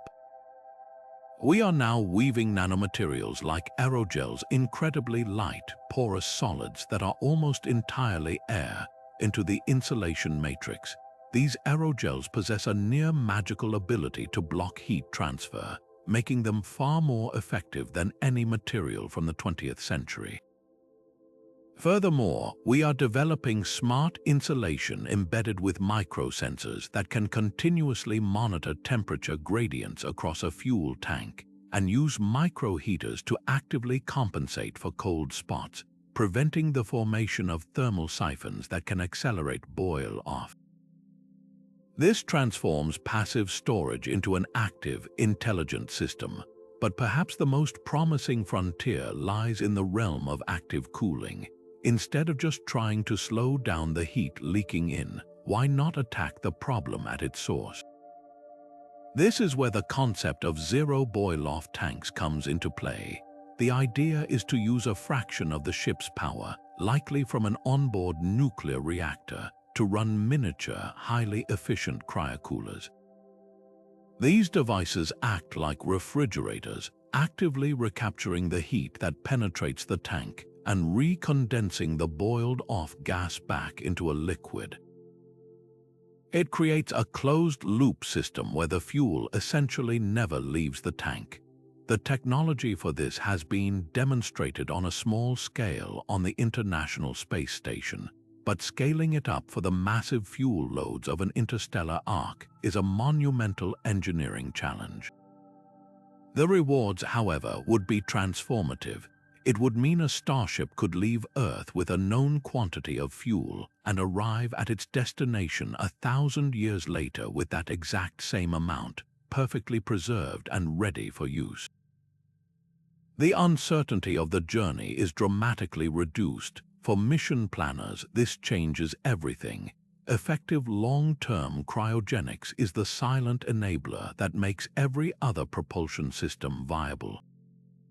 It doesn't matter if you have a fission fragment rocket with a 1,000,000-second specific impulse if you can't keep the uranium fuel stable and safe from corrosion over centuries. It doesn't matter if you plan on using metallic hydrogen if it can't be maintained in its metastable state. The storage solution is the foundation upon which the entire mission longevity is built. It is the unsung hero, the least glamorous but most vital piece of the puzzle, ensuring that the lifeblood of the ship, its propellant, remains pure, potent, and ready to answer the call, whether that call comes in 10 years or in 10 centuries. Yet for all the elegance of gravity assists and the wonder of exotic fuels, there remains a profound virtue in the known, the tested, and the utterly dependable. In the vast, silent gulf between stars, where a single mechanical failure could echo for centuries, the most advanced solution is not always the right one. This brings us to a workhorse of spaceflight, a technology so fundamentally straightforward that its brilliance is often overlooked: the bi-propellant engine. Picture the fiery plume of a Saturn V rocket, a raw display of power that carried humanity to the moon. At the heart of that controlled inferno was a beautifully simple chemical dance. In one tank, a fuel like refined kerosene. In another, an oxidizer like liquid oxygen. Brought together in a combustion chamber, these two ingredients performed a predictable, violent, and perfectly manageable tango of fire and thrust. This is the essence of bi-propellant propulsion: two separate streams, fuel and oxidizer, combining on demand to create power. Its genius lies in its inherent stability. The two components are stored separately, often at manageable temperatures, inert and safe until the moment they are precisely metered and injected into the chamber to ignite. This separation is the key to its legendary reliability. There's no pre-mixed volatility, no unstable compound waiting to decompose, just two ingredients kept safely apart until the exact second they are needed to create energy. As the space age progressed, this seemingly old-fashioned approach was often passed over for more modern, efficient alternatives. Why bother with the complexity of two separate tank systems and intricate plumbing when a monopropellant like hydrazine could be triggered by a simple catalyst bed for small maneuvers? Or when the incredible efficiency of ion thrusters promised to do more with less? The industry's focus shifted toward these systems for their specific advantages, and the robust bi-propellant engine began to be seen as a relic of a more brute force era, a technology for getting off the planet, not for sailing between stars. This perspective, however, misses a crucial distinction: the difference between efficiency and resilience. A system can be incredibly efficient in its ideal conditions but fragile in the face of the unknown. For a journey measured in lifetimes, resilience is the currency that matters most. This is where the forgotten virtues of bi-propellant systems shine with new light. Their mechanics are fundamentally physical and direct. The control relies on valves, pipes, and pressure, components that can be designed with massive redundancy and fail-safe modes. There is a beautiful transparency to its operation. If a valve opens and propellant flows, you get thrust. This straightforward cause and effect relationship is a tremendous advantage when the nearest repair shop is 100 light-years away. You can't send a software patch to fix a corrupted circuit board on a spacecraft that left Earth 5 generations ago, but you can design a system where a backup valve can be activated by a purely mechanical linkage. This kind of fault tolerance is not an add-on. It is baked into the very philosophy of the design. Furthermore, the combustion process itself is well understood and remarkably predictable across a wide range of throttle settings, from a gentle simmer to a full-throated roar. This controllability offers a versatility that is essential for the varied phases of an interstellar voyage: powerful burns for major course changes, and delicate, precise adjustments for fine-tuning an approach vector a century into the mission. The modern revival isn't about simply dusting off 1960s blueprints. It's about merging that timeless, robust architecture with 21st-century innovation, specifically in the realm of the propellants themselves. The classic fuels and oxidizers, while effective, often came with significant drawbacks. Hypergolic combinations, those that ignite on contact, like hydrazine and nitrogen tetroxide, are highly toxic and carcinogenic, a nightmare for long-term containment and a terrible risk for a closed-loop life support system on a generation ship. But today, we are pioneering a new generation of green propellants. These are formulations that offer high performance without the lethal baggage. Scientists are developing mixtures based on materials like ammonium dinitramide or hydroxylammonium nitrate, which are far less toxic and much safer to handle and store. Their chemical stability is another key advantage. Many of these new propellants have an exceptionally long shelf life, resisting degradation or decomposition over decades. This directly addresses the single greatest weakness one might assign to a chemical system for long-duration flight: the fear of the fuel itself breaking down or corroding its tanks from within over centuries. With advanced materials for tanks and plumbing that resist corrosion, and these new kind of propellants, a bi-propellant system could remain perfectly pristine and ready for use after 100 years of coasting. For the architects of a generational ship, this presents a compellingly conservative yet powerful option. While a nuclear thermal or fission fragment engine might provide the primary thrust, the ship will still need a dedicated system for attitude control, docking, landing, and emergency maneuvers, a system that must be 100% reliable. A cluster of modernized bi-propellant thrusters running on advanced green propellants could serve as this ultimate backup. It's the mechanical equivalent of keeping a simple, hand-cranked engine on a nuclear-powered aircraft carrier. It doesn't represent a lack of faith in the advanced technology. It represents a profound understanding of risk. In the endless night between stars, redundancy is not inefficiency, it is wisdom. Embracing the old ways of bi-propellant propulsion isn't a step backward. It is an acknowledgement that for a journey of this magnitude, the most sophisticated solution is the one you can absolutely, unequivocally count on. Yet in the shadow of these complex, high-energy propulsion systems, there exists a technology so fundamentally simple and brutally reliable that it has outlasted nearly every other invention in the spaceflight arsenal. This is the story of monopropellant hydrazine, the unassuming workhorse that has been quietly keeping satellites and probes on course since the dawn of the space age. Its operation is a masterclass in elegant minimalism. Picture a small thruster, little more than a robust metal chamber. Into this chamber, a precise valve injects a liquid fuel hydrazine. There are no sparks, no complex mixing with an oxidizer.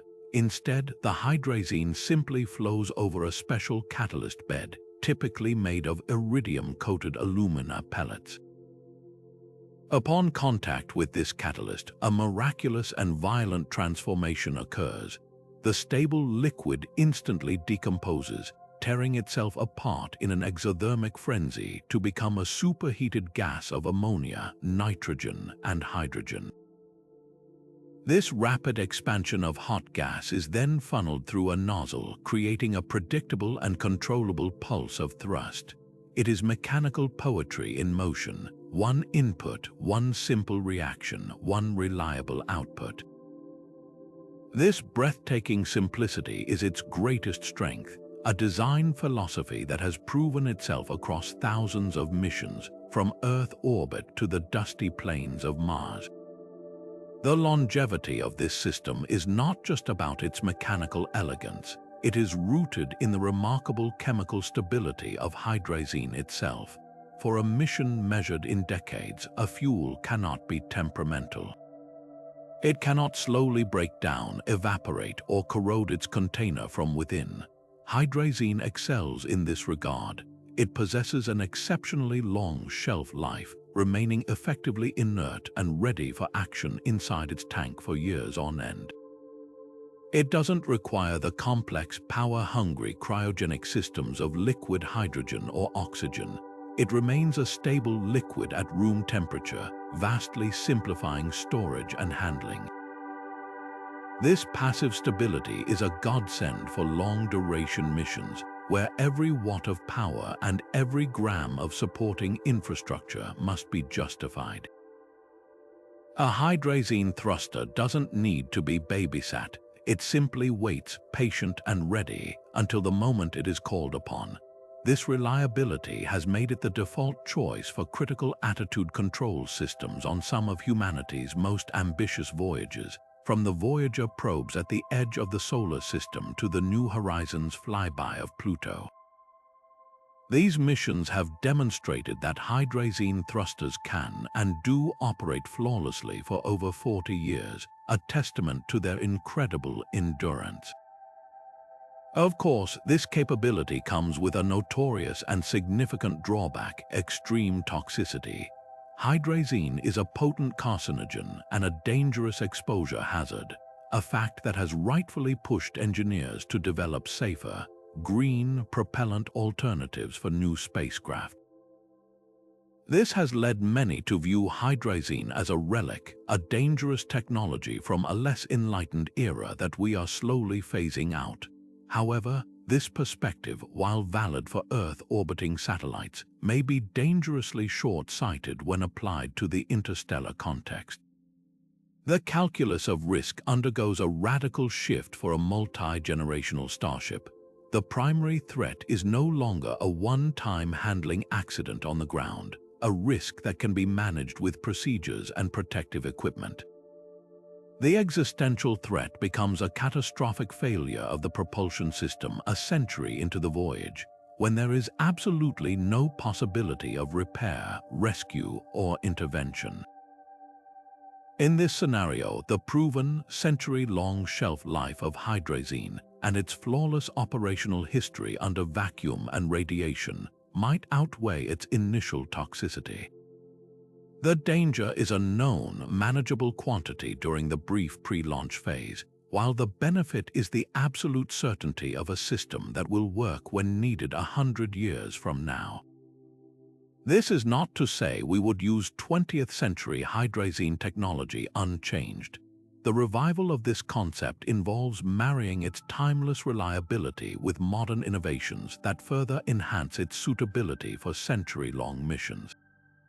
Researchers are developing new, more robust catalysts that are even less prone to degradation over time, ensuring the decomposition reaction remains perfectly efficient after decades of inactivity. Advanced materials science is yielding new tank liners and valve seals that are utterly impervious to corrosion from the fuel, virtually eliminating any risk of internal leaks over centuries. Perhaps most intriguingly, new methods of catalytic decomposition are being explored that could offer even finer control over the thrust output, allowing these simple thrusters to perform maneuvers with a precision once thought impossible. We are not just reusing an old technology, we are re-engineering it for a new purpose, taking a known, dependable quantity and hardening it for a journey that will test the limits of endurance. For the architects of an interstellar arc, a modernized hydrazine system would represent the ultimate insurance policy, while the primary propulsion, be it nuclear or otherwise, handles the grand, sweeping maneuvers. The hydrazine thrusters would be the silent guardians of stability. Their role would be to constantly, infinitesimally correct the ship's attitude, to maintain the precise orientation of antennas toward a distant, fading Earth, to keep telescopes locked on the target star, and to ensure the massive radiation shields are always facing the right direction. They are the fingers on the tiller of a vast cosmic ship, making the tiny adjustments that prevent a minor trajectory error from compounding over decades into a fatal missed destination. Their simplicity is their armor, with fewer moving parts and no need for complex pre-ignition systems. Their mean time between failures is measured in millennia, not years. In the profound silence between stars, where complexity can become a liability, the steady, simple pulse of a hydrazine thruster might be the most comforting sound a future generation could hope to hear. But while we often envision the future of propulsion in terms of complex reactors and exotic matter, some of the most promising solutions are also the most elegantly simple, drawing power directly from the stars themselves. Long before we mastered photovoltaics or ion drives, there was another idea for harnessing the sun's energy, one that traded electrical complexity for straightforward thermal power. Imagine a spacecraft not with a gleaming array of solar panels, but with a massive, delicate parabolic mirror, looking like a colossal satellite dish pointed intently at the sun. This mirror wouldn't be collecting data or signals, it would be focusing raw sunlight into a single, intensely hot point inside a combustion chamber. Into this searing focal point, a simple propellant like liquid hydrogen would be injected. In an instant, the frigid gas, stored at hundreds of degrees below zero, would be flash heated into an expanding, superhot plasma, rushing out of a nozzle to create a steady, reliable thrust. This is the essence of solar thermal propulsion, a concept that uses the sun as a natural furnace, turning its light directly into motion without a single moving part in the engine itself. This beautifully straightforward approach was largely sidelined during the space age, overshadowed by the rapid rise of two other solar technologies. Photovoltaic panels offered the incredible versatility of converting sunlight directly into electricity, which could then power everything from radios to the increasingly sophisticated computers onboard spacecraft. And ion thrusters, which we've discussed, use that same solar electricity to create their incredibly efficient, if faint, push. These systems became the darlings of mission planners because they were modular and adaptable. But solar thermal propulsion was a specialist, a one-trick pony that did only one thing: create thrust, and it did it in a way that seemed almost primitive by comparison. It was a technology without a clear champion, and it faded into the background, another fascinating footnote in the history of rocketry. Yet, for the specific, grueling challenge of an interstellar precursor mission, this forgotten one-trick pony might just be the dark horse we've been looking for. Its greatest strength lies in its continuous, low-thrust acceleration profile, which is perfectly suited for the long, patient haul across the solar system and beyond. Unlike a chemical engine that burns in a sudden, glorious roar and then falls silent for years, a solar thermal engine could, in theory, fire continuously for as long as it remains in sunlight. This constant push, gentle as it may be, compounds over time. A small acceleration sustained for months or years can eventually result in staggering velocities, all achieved with nothing more than hydrogen propellant and a giant mirror. This method offers a beautiful middle ground.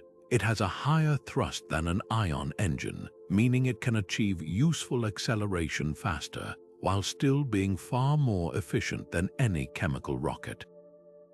It's the tortoise in the race, slow and steady, but perfectly capable of winning a marathon measured in astronomical units.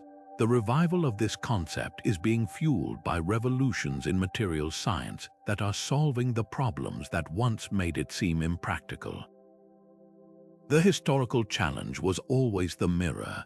Building a large, precise, and incredibly lightweight parabolic structure that could be reliably deployed in space was a nightmare for engineers. Early concepts envisioned rigid, bulky dishes that would have been prohibitively heavy to launch. Today, that obstacle is crumbling. We are now developing ultra-thin, flexible films that can be rolled up tightly for launch and then unfurled in orbit, using innovative booms that inflate or unfold to stretch the mirror into a perfect, gossamer-thin shape. These aren't your grandmother's glass mirrors. They are advanced polymer composites coated with vapor-deposited metals, reflecting over 99% of incoming sunlight while weighing almost nothing. Furthermore, the nightmarish thermal issues of focusing such intense heat are being tamed by new ceramics and carbon-carbon composites that can withstand temperatures far beyond what the sun can produce at 1 astronomical unit, ensuring the engine itself doesn't become the first thing to melt.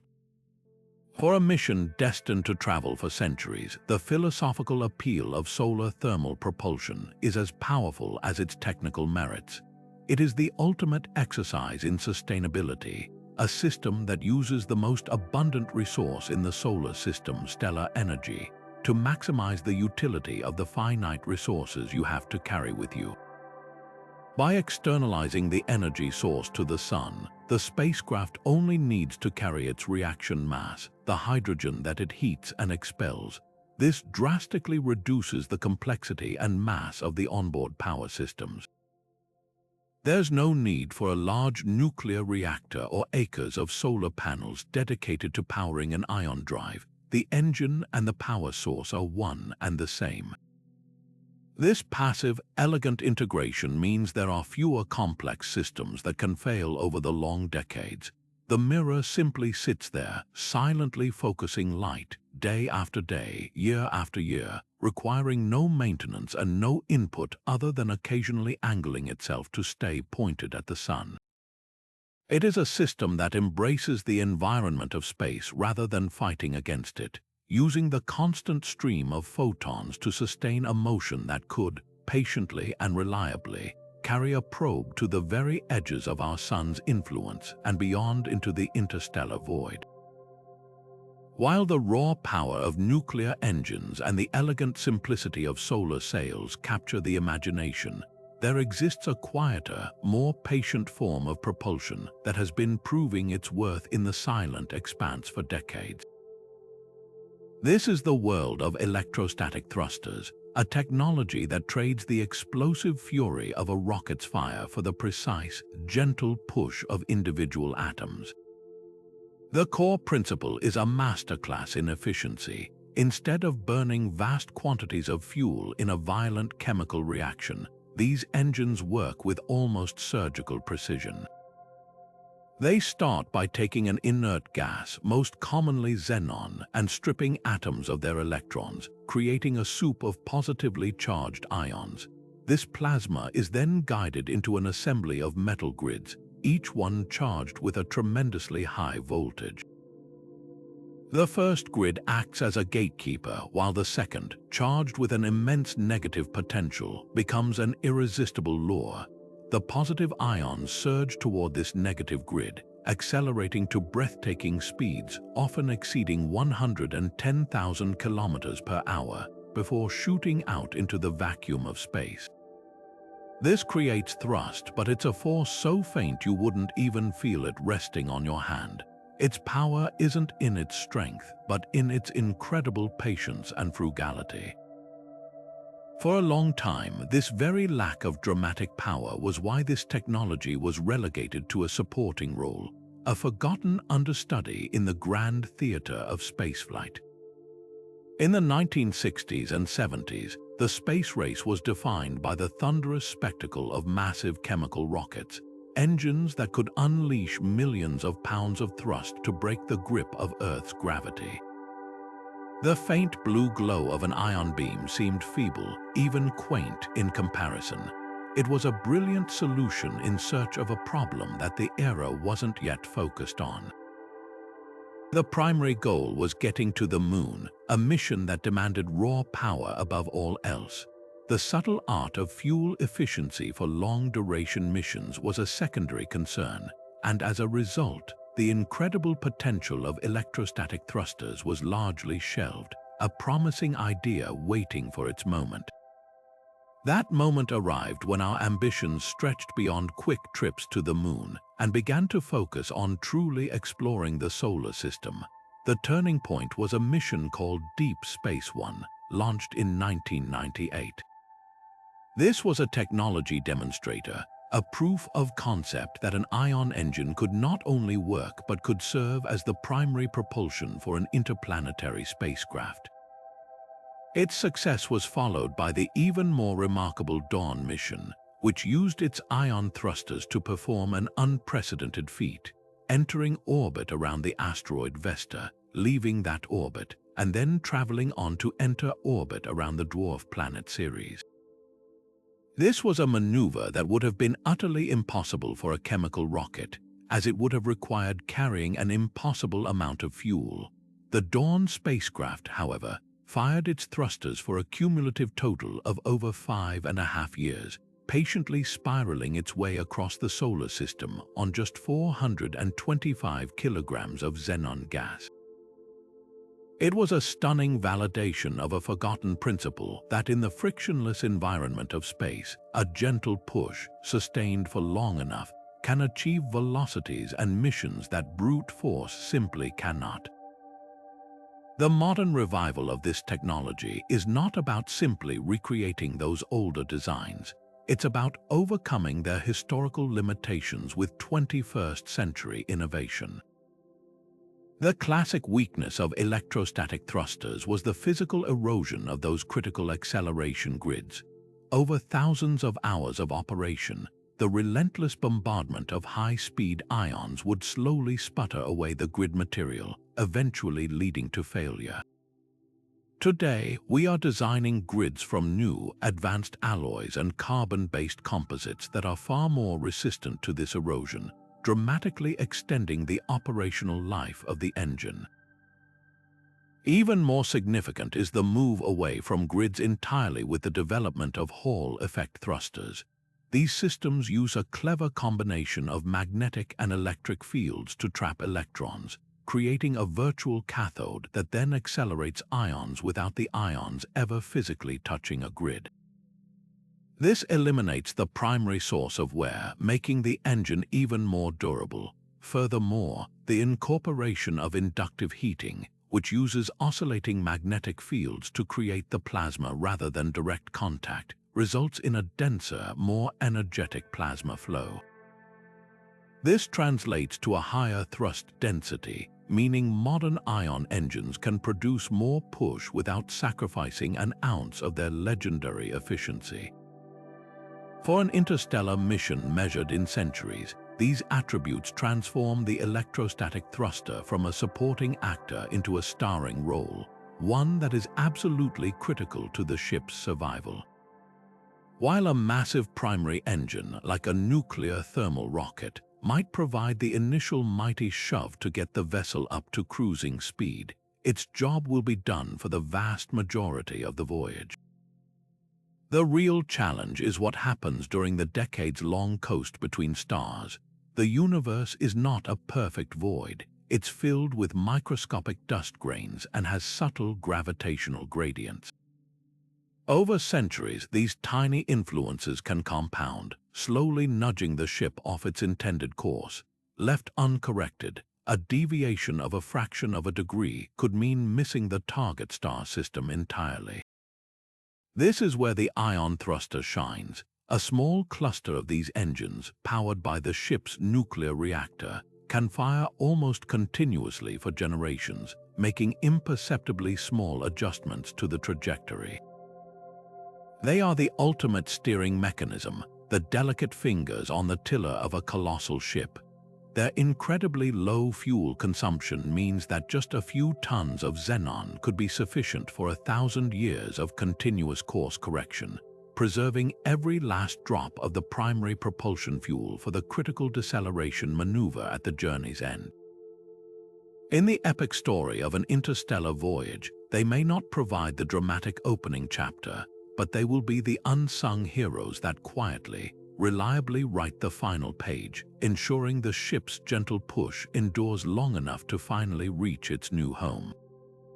But to truly master the plasma for the long haul, we need more than just containment. We need precision control over a force of nature that is inherently chaotic and unstable.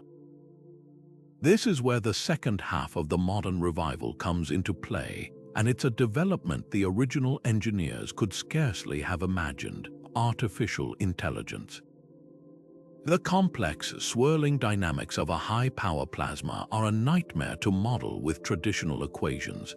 The behavior is influenced by a dizzying number of variables: magnetic field strength, gas flow rate, electrode temperature, and the plasma's own inherent instabilities, which can create unpredictable oscillations that threaten to tear the engine apart from the inside.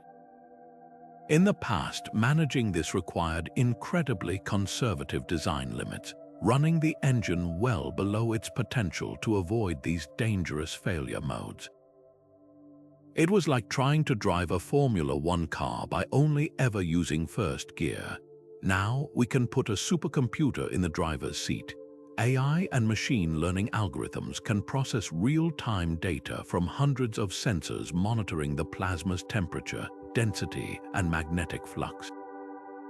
These systems can learn the unique personality of a specific thruster and predict the onset of an instability microseconds before it becomes catastrophic, making tiny, automatic adjustments to the power input or magnetic field geometry to keep the plasma perfectly contained and stable. This isn't just about preventing failure, it's about unlocking performance. With AI at the helm, an MPD thruster can be pushed to its absolute theoretical limits, operating at efficiencies and power levels that were previously just a dream, all while ensuring its own longevity. For a century-long journey, this predictive self-preservation is not a luxury. It is the very essence of endurance, a system smart enough to keep itself healthy across generations. This combination of superconducting strength and artificial intelligence transforms the MPD thruster from a temperamental testbed experiment into the ideal candidate for the most demanding role aboard a generation ship, the primary workhorse engine. Its unique ability to scale its performance is its greatest asset. During the initial phase of the journey, as the ship leaves the solar system, it could operate at a significant fraction of its maximum power, providing the sustained, robust thrust needed to achieve a formidable cruising velocity within a reasonable time frame, perhaps a matter of decades instead of centuries. Once that target speed is reached, the AI could command it to throttle down to a mere maintenance level, a low-power mode that SIMPLY Chinese letter ES, the tiny drag from the interstellar medium, ensuring the ship doesn't lose a single centimeter per second of its hard-won momentum. Then, decades or centuries later, as the ship approaches its destination, the engine could be powered up again for the most critical maneuver of all, deceleration. This adaptability across vastly different mission phases is something no other single propulsion system we've discussed can match with the same blend of high thrust and high efficiency. A nuclear thermal rocket is mostly a high-thrust engine. An ion thruster is purely a high-efficiency one. The MPD thruster, in its modern form, strives to be both, a versatile all-rounder capable of handling every major propulsion task from start to finish on a minimal supply of inert, stable argon or hydrogen fuel. It promises to be the steady, reliable heart of the vessel, the constant force that guides it from one star to another, a forgotten giant finally awakened by the tools of the future. But what if the ultimate solution to interstellar longevity wasn't about building a better engine for the ship, but about rethinking the very source of its power altogether? Imagine a spacecraft that doesn't carry its own fuel, doesn't rely on harvesting atoms from the void, and doesn't need a complex onboard reactor. Instead, it simply holds out a sail, not to catch the solar wind, but to catch a tightly focused beam of energy sent from home. This is the revolutionary premise of beamed energy propulsion, a concept first seriously proposed by the brilliant physicist Arthur Kantrowitz in the 1970s.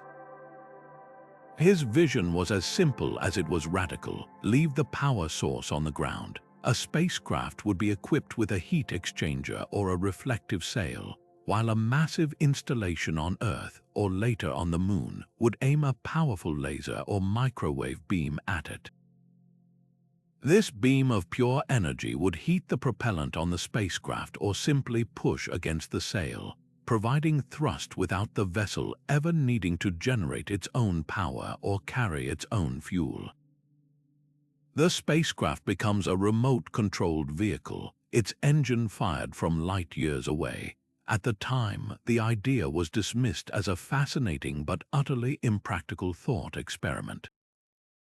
The technology required to generate a laser beam powerful enough to keep it focused over astronomical distances and to aim it with the precision needed to hit a tiny, fast-moving spacecraft was pure science fiction.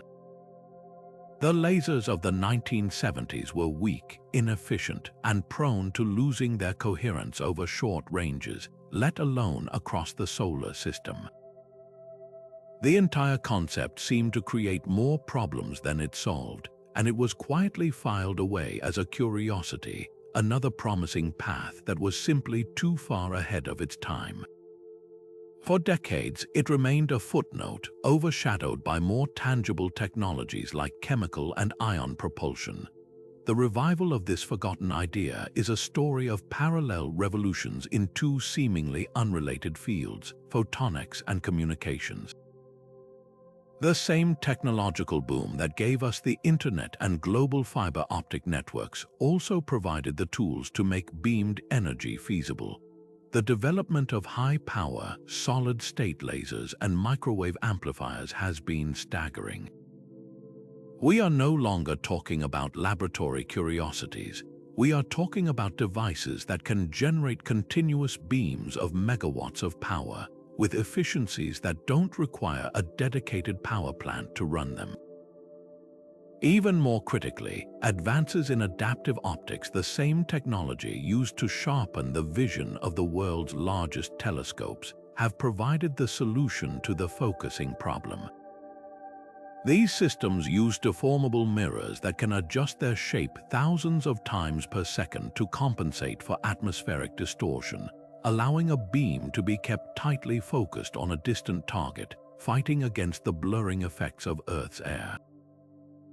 This means a beam that might have spread out to be miles wide after 1,000 miles can now be kept concentrated to a spot just a few meters across, delivering its energy with pinpoint accuracy. For an interstellar mission, the implications of this technological leap are nothing short of paradigm-shifting. The most obvious benefit is the complete externalization of the fuel and power generation systems. The spacecraft is relieved of the single greatest mass penalty and engineering challenge it would otherwise face. It doesn't need fuel tanks, complex reactors, radioactive materials, or acres of solar panels. It can be almost entirely payload scientific instruments, crew habitats, and the systems needed to sustain life, making it lighter, cheaper, and infinitely more reliable. There are simply far fewer critical systems that can fail over a century-long journey. The problem of fuel storage and degradation over centuries is eliminated entirely. The longevity of the propulsion system is no longer determined by how long the fuel remains stable, but by how long the infrastructure back home can keep sending power. This transforms the challenge from one of spacecraft design to one of infrastructure and commitment, a societal project that could outlive its original architects. This very concept points to the most elegant long-term solution for an interstellar beamed energy network, a series of relay stations. A single beam from Earth would eventually dissipate and spread out over light years, losing its potency. But imagine a chain of automated power stations positioned at strategic points between the stars. These would be simple, robust platforms, perhaps powered by their own nuclear reactors or massive solar arrays, equipped with massive lenses or mirrors to receive the weakening beam from the previous station, re-amplify it, and refocus it, shooting it onward to the next relay or to the spacecraft itself. This creates a continuous highway of energy stretching across the light years, an infrastructure project on a galactic scale that could service not just one mission, but countless voyages for centuries to come. The spacecraft itself becomes a much simpler vessel, perhaps using the beamed energy to heat a local propellant like hydrogen for high thrust, or simply using the photon pressure on a giant sail for a continuous, gentle acceleration. This system represents the ultimate expression of endurance because the engine is not on the ship. The engine is a civilization's enduring will to explore, made manifest in a beam of light that can chase a ship between the stars, powering its journey long after the world that launched it has changed beyond recognition. Now let's shift our focus from the complex and the exotic to something disarmingly simple, a combination so straightforward it almost feels out of place in a discussion about interstellar travel. Picture this, a fuel made from two of the most common substances imaginable: aluminum, a dull gray metal you might find in a soda can, and water, frozen into a block of ice. It sounds more like a high school chemistry project than a rocket propellant, yet this humble mixture, known as an Alice propellant, represents a philosophy of radical simplicity that could be the perfect antidote to the over-engineering that often plagues long-duration mission planning. The concept is brilliantly basic. The aluminum in a fine powder form is the fuel. The ice is not just a binder, it's the oxidizer. When ignited, the aluminum burns ferociously, using the oxygen from the water molecules to create aluminum oxide and releasing a tremendous amount of heat and expanding gases that provide thrust. It's a self-contained chemical reaction that requires no separate tanks, no complex plumbing, and no cryogenics. Early experiments with these mixtures showed a lot of promise. They were surprisingly stable, relatively safe to handle, and offered a solid-like consistency that was easy to mold and store. They weren't prone to sudden, unpredictable detonations like some other solid propellants, and their ingredients were dirt cheap and available almost anywhere. So why did this promising idea get shelved? The answer lies in the relentless pursuit of performance and control that defined the mid-20th century space race. While Alice propellants were stable and simple, they were also simple. They lacked the precise, tunable thrust of liquid engines, which could be throttled up or down, or even shut down and restarted on command. For the complex orbital maneuvers and pinpoint moon landings that NASA was planning, that kind of control was non-negotiable. Furthermore, the specific impulse, the efficiency of these early mixtures was decent but not groundbreaking. They were outperformed by more advanced, albeit more dangerous, composite solid propellants and the powerful flexibility of liquid hydrogen and oxygen. In the race to the moon, complexity was a price worth paying for ultimate performance and control. The aluminum ice concept was seen as a technological dead end, a curious footnote in propulsion history that was quickly abandoned in favor of more powerful and sophisticated systems. It was labeled as too primitive for the grand ambitions of spaceflight, but the very qualities that made it seem primitive in the 1960s are the very qualities that make it so compelling for a 21st century interstellar mission. The core challenge for a generational ship isn't achieving the absolute peak of performance for a short, dramatic burst.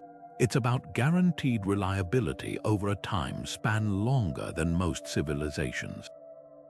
This is where the forgotten virtues of aluminum ice come roaring back into relevance. First and foremost is its legendary stability. A block of Alice propellant is essentially inert. It doesn't boil away like liquid hydrogen. It doesn't slowly decompose or become corrosive over time like hydrazine. It doesn't require any power to keep it stored safely. You could cast it into a solid grain, seal it in a container, and forget about it for 1,000 years, and it would still be perfectly ready to perform exactly as designed. This passive stability is the holy grail for longevity, completely eliminating the risk of fuel degradation that haunts every other propulsion concept. Secondly, its safety profile is impeccable. The ingredients are non-toxic and environmentally benign. There is no risk of a catastrophic explosion from a storage tank rupture or a chemical leak poisoning the ship's closed-loop life support system. For a crew living in a fragile, isolated environment for generations, knowing their fuel won't suddenly kill them is a psychological and practical advantage that cannot be overstated. The modern revival of this concept isn't just about digging up old blueprints. It's about supercharging this simple idea with nanotechnology. This is where the story gets truly exciting. Researchers discovered that by reducing the aluminum powder from micron-sized particles to nano-sized particles, they could fundamentally transform the propellant's performance. Nano-aluminum has a vastly greater surface area, meaning it can react much more quickly and completely. This translates into a smoother, more powerful burn and a significant boost in specific impulse, pushing it much closer to the performance of far more complex systems. But here's the crucial part: this performance enhancement comes with no trade-off in stability. The nano-aluminum mixture remains just as inert, just as stable, and just as easy to store as the old-fashioned version. We get the best of both worlds: the rugged, timeless reliability of a simple solid propellant with the high performance once only available from far more temperamental technologies. For the architects of an interstellar arc, this opens up a fascinating array of possibilities. An aluminum ice system would be the ultimate backup propulsion, a deeply redundant safety net that could be called upon centuries into the voyage if the primary, more complex engine system were to fail. Its simplicity means it would have almost no moving parts to break down over time, but its role could be even more fundamental. For certain mission profiles, especially those involving smaller, robotic interstellar probes, it could serve as the primary engine itself. Its high thrust makes it ideal for a powerful initial acceleration burn, and its stability ensures it survives the long coast. Furthermore, the ingredients themselves suggest a mind-bending possibility: in situ resource utilization. Aluminum is one of the most common metals in the universe. Water ice is plentiful on moons, asteroids, and comets. A future civilization could, in theory, manufacture this propellant almost anywhere, turning the raw materials of the cosmos into the fuel for its own expansion. In the immense, silent dark between stars, the most enduring solution might not be the most complex one we can imagine, but the simplest one we forgot. But what if the perfect solution for a century-long voyage isn't about choosing between raw power and delicate efficiency, but about finding a way to fuse these two opposing strengths into a single, unified system? This brings us to a concept that is the very definition of synergy, an idea that was brilliantly ahead of its time in the 1960s and is only now finding its moment. Imagine taking the immense, unwavering power of a nuclear fission reactor, a tiny contained star, and marrying it to the sublime, fuel-sipping efficiency of an ion thruster. This is the promise of nuclear electric propulsion, or NEP, and it represents perhaps the most practical and comprehensive solution to the myriad challenges of interstellar longevity. The underlying principle is a masterstroke of division of labor. The nuclear reactor has one job: to be an incredibly dense and reliable power plant. It converts the energy locked inside atoms into a vast and continuous supply of electricity. This electricity is then fed not to a single, massive engine, but to an array of ion or plasma thrusters. These thrusters, which we've already seen are champions of efficiency, take that electrical power and use it to accelerate a reaction mass like xenon gas to incredible speeds, creating a steady, controllable thrust. The reactor handles the power part of the equation. The thrusters handle the propulsion part. It's a partnership where each partner excels at what it does best. This elegant concept was first seriously explored during the heyday of the space race, a period buzzing with audacious ideas.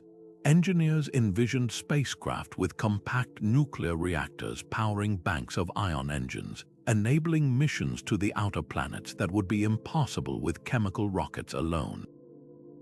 The technical drawings were compelling, the math was sound, and the potential was enormous. Yet, despite its promise, the concept never left the drawing board.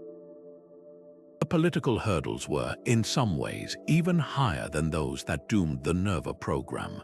Launching a working nuclear reactor into space was a public relations and political nightmare, evoking fears of radioactive contamination in the event of a launch failure. On the technical side, the reactors of the era were still too heavy and bulky, and the ion thrusters themselves were in their infancy, too weak and too short-lived to be considered for a primary propulsion role. The technology needed for both halves of this partnership simply wasn't mature enough to make the marriage work. It was a brilliant idea born into a world that wasn't ready for it, and so it was shelved, another casualty of bad timing. Today, the landscape is utterly transformed, and the conditions for reviving nuclear electric propulsion have never been more favorable. The two biggest historical obstacles are crumbling simultaneously. On the nuclear side, we are witnessing the dawn of the small modular reactor, or SMR, revolution. This isn't about shrinking the massive, gigawatt-scale power plants of Earth. It's about reimagining nuclear power from the ground up for compact, safe, and autonomous operation.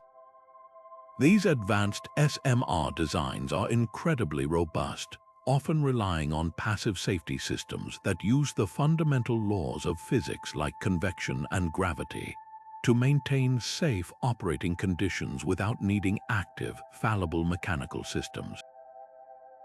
They are designed to be inherently stable and to shut down safely without human intervention if anything goes wrong. Furthermore, new materials and fuels are making them lighter, more efficient, and capable of running for decades without refueling, a perfect match for the timescales of an interstellar journey. On the electric propulsion side, the progress has been even more dramatic. As we discussed, ion and plasma thrusters have evolved from fragile curiosities into reliable workhorses. Modern Hall effect thrusters and magnetoplasmadynamic thrusters offer orders of magnitude more power and durability than their 1960s ancestors. They can now handle the megawatts of electrical power that a space-rated SMR can provide, converting it into a formidable and sustained thrust. The development of advanced magnetic shielding and gridless designs has all but solved the erosion problems that once limited their operational lifespan, meaning a single thruster could now theoretically operate continuously for centuries. We are no longer trying to bolt a primitive ion engine onto a clumsy reactor. We are talking about integrating two highly advanced, space-hardened technologies into a seamless whole. For a generation ship, this combination is the closest thing to a turnkey solution for total spacecraft vitality. The benefits are profound and multifaceted. First, and most obviously, it provides that perfect blend of high power and high efficiency for propulsion. A nuclear electric propulsion system could accelerate a massive vessel continuously for years, building up to a significant fraction of light speed and then maintaining that velocity across the light years. But its role extends far beyond just pushing the ship. The same reactor that powers the thrusters becomes the beating heart of the entire vessel. It provides the immense and constant electrical power needed for every other critical system on board. It runs the life support, recycling air and water and processing waste indefinitely. It powers the lights, the computers, the communication arrays that struggle to send a faint signal back to a distant Earth. It provides the energy for agriculture, for manufacturing spare parts, for entertainment, and for all the things that would make a multi-generational existence not just possible but humane. It solves the twin problems of propulsion and habitation in one fell swoop. This integrated approach eliminates the need for separate, dedicated power systems, reducing mass and complexity. A nuclear electric propulsion starship isn't just a vehicle with an engine. It is a self-contained, self-sustaining worldlet, carrying its own power source and its own means of motion. A sovereign entity capable of thriving in the void for 1,000 years. It represents a holistic philosophy of space travel, where longevity isn't an afterthought but the central, governing principle of the entire design.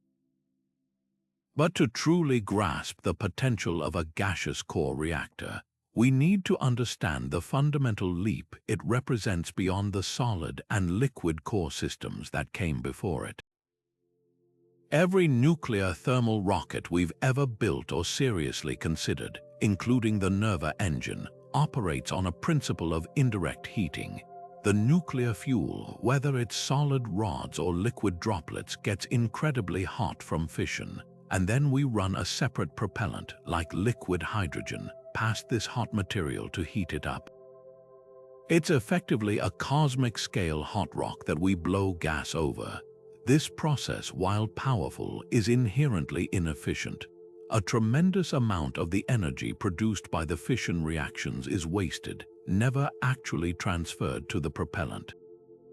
It's lost as radiant heat or simply remains trapped within the fuel elements themselves, unable to escape quickly enough to do useful work. This thermal bottleneck places a hard ceiling on how efficient these engines can ever be, limiting their specific impulse to around 1,000 seconds for even the most advanced solid core designs. The gaseous core reactor smashes through this ceiling by tearing up the entire rulebook. Instead of keeping the nuclear fuel locked in a solid or liquid state, The concept involves turning it into a superheated, swirling plasma, a fourth state of matter where atoms are ripped apart into a soup of ions and free electrons. In this design, the uranium fuel itself becomes the working medium. Imagine a contained vortex, a man-made miniature sun spinning within a magnetic bottle. This uranium plasma is where the fission reactions are happening, and it is mind-bogglingly hot, reaching temperatures that can exceed 25,000 degrees Kelvin. Now, here's the masterstroke. Instead of pumping a separate propellant around this plasma, you inject it directly into the inferno. The injected propellant, again likely hydrogen, becomes intimately mixed with the fissioning uranium plasma. The energy transfer is no longer a slow process of conduction and radiation. It is instantaneous and nearly total. The hydrogen is heated from within by the very source of the energy itself. This direct contact allows for almost all of the colossal thermal energy to be dumped into the propellant, which then expands out of a magnetic nozzle at velocities that are simply unthinkable with any other thermal rocket design. Theoretical specific impulse values skyrocket to between 3,000 and 7,000 seconds. This isn't an incremental improvement. It's a quantum leap that could slash travel time to the outer planets to mere months and bring a journey to Alpha Centauri within the span of a single human lifetime. The reason this breathtaking concept was abandoned and remained a forgotten dream for so long boils down to three nightmarish engineering problems that seemed utterly insurmountable in the 1950s. First and foremost was the problem of containment. How do you hold a cloud of incandescent, fissioning uranium plasma that is hotter than the surface of the sun? Any physical material you try to put it in would be instantly vaporized. The proposed solution was to use a magnetic field, a concept known as a magnetic bottle. But containing a stable, high-density plasma for prolonged periods is one of the most difficult challenges in all of physics, a problem that still bedevils fusion research today.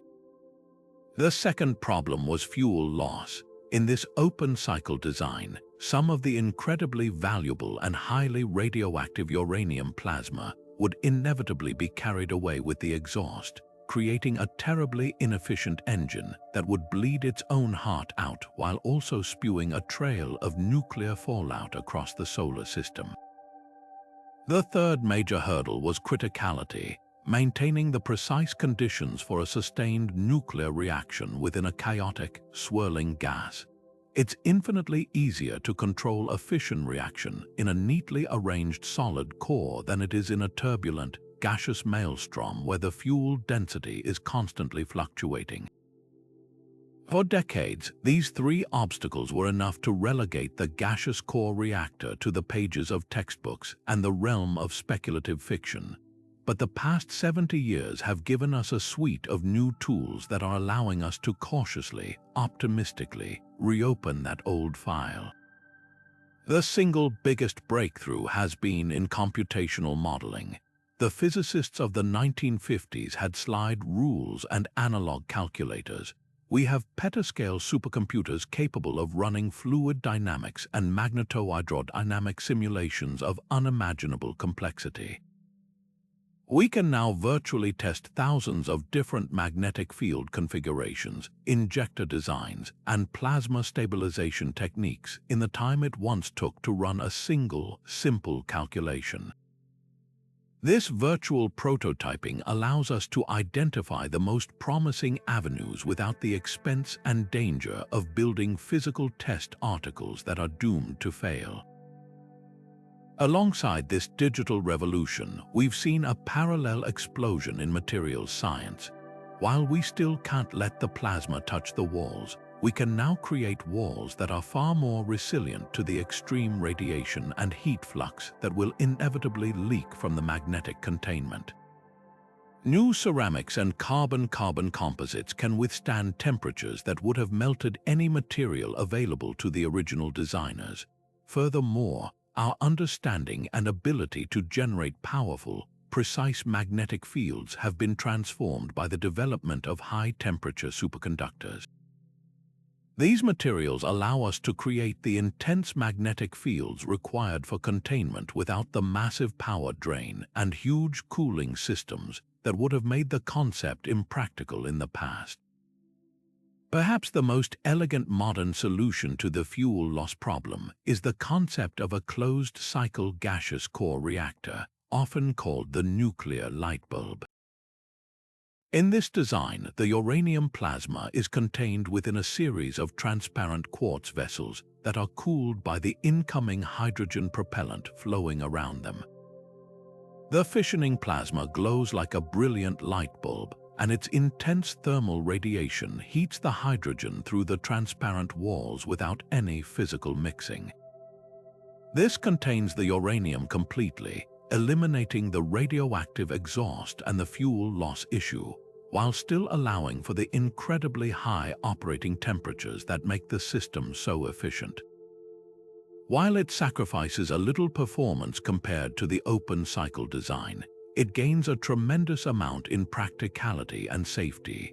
For a crude interstellar vessel, that trade-off is more than worth it. The revival of the gaseous core concept demonstrates a powerful truth about interstellar ambition.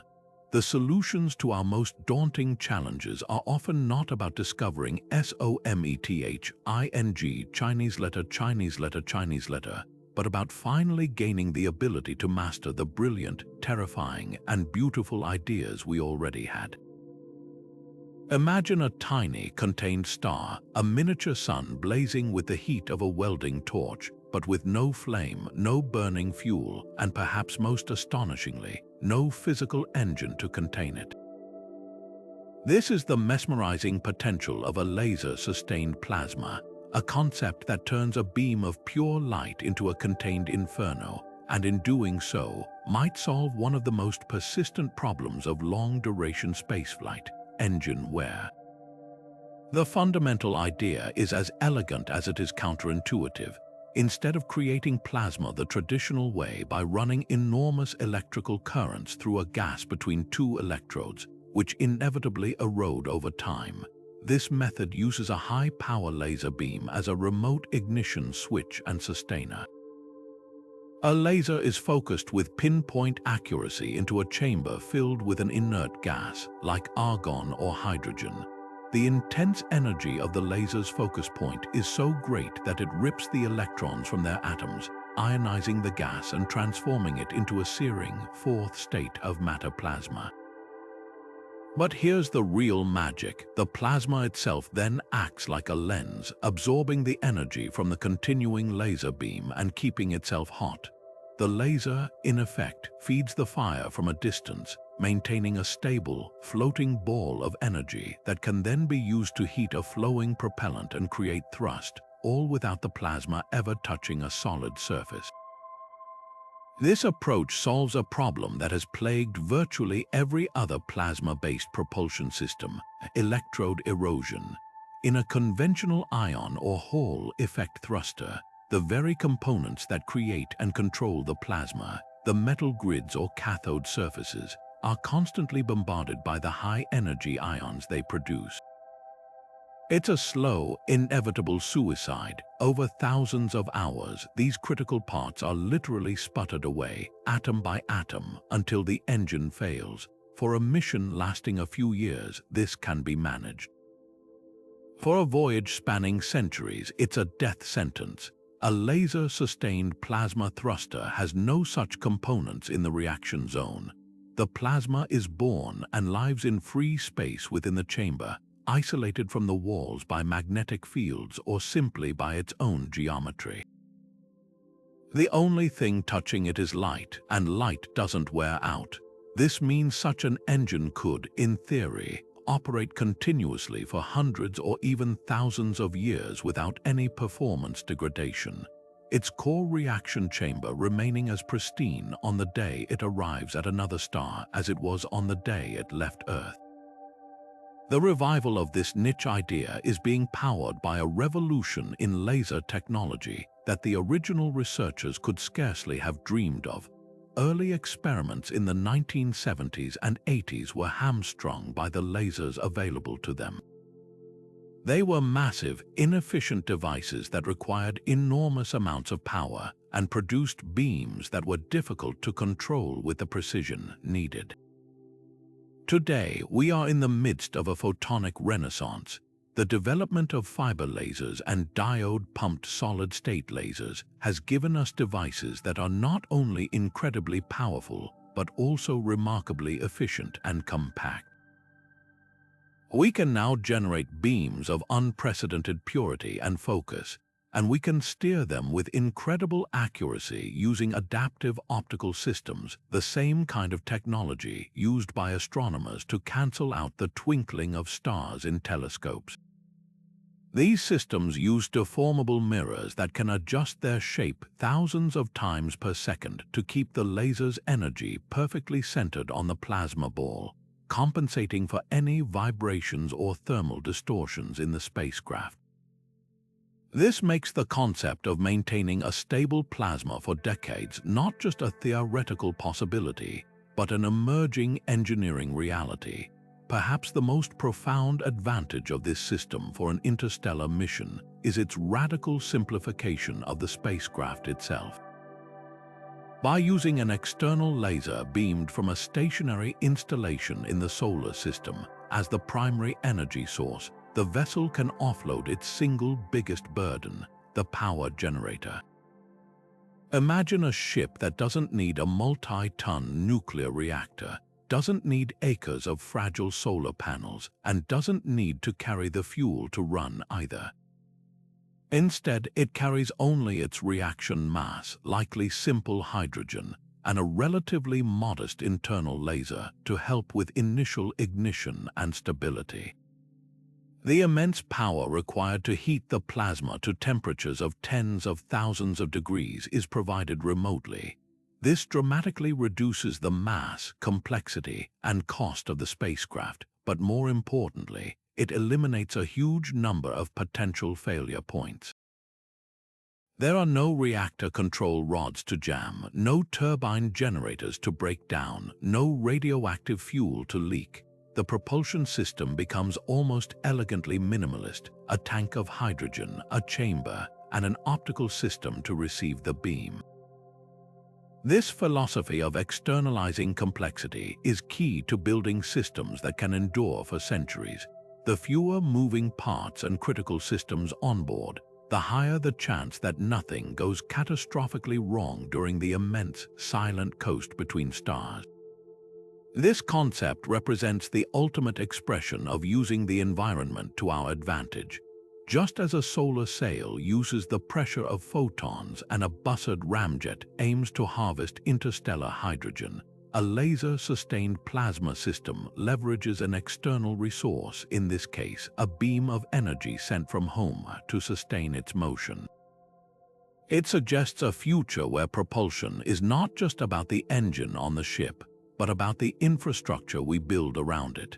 A network of powerful laser installations in the outer solar system could act as the starting guns for interstellar voyages, pushing ship after ship onto their long trajectories with a clean, constant, and incredibly powerful push of photonic energy.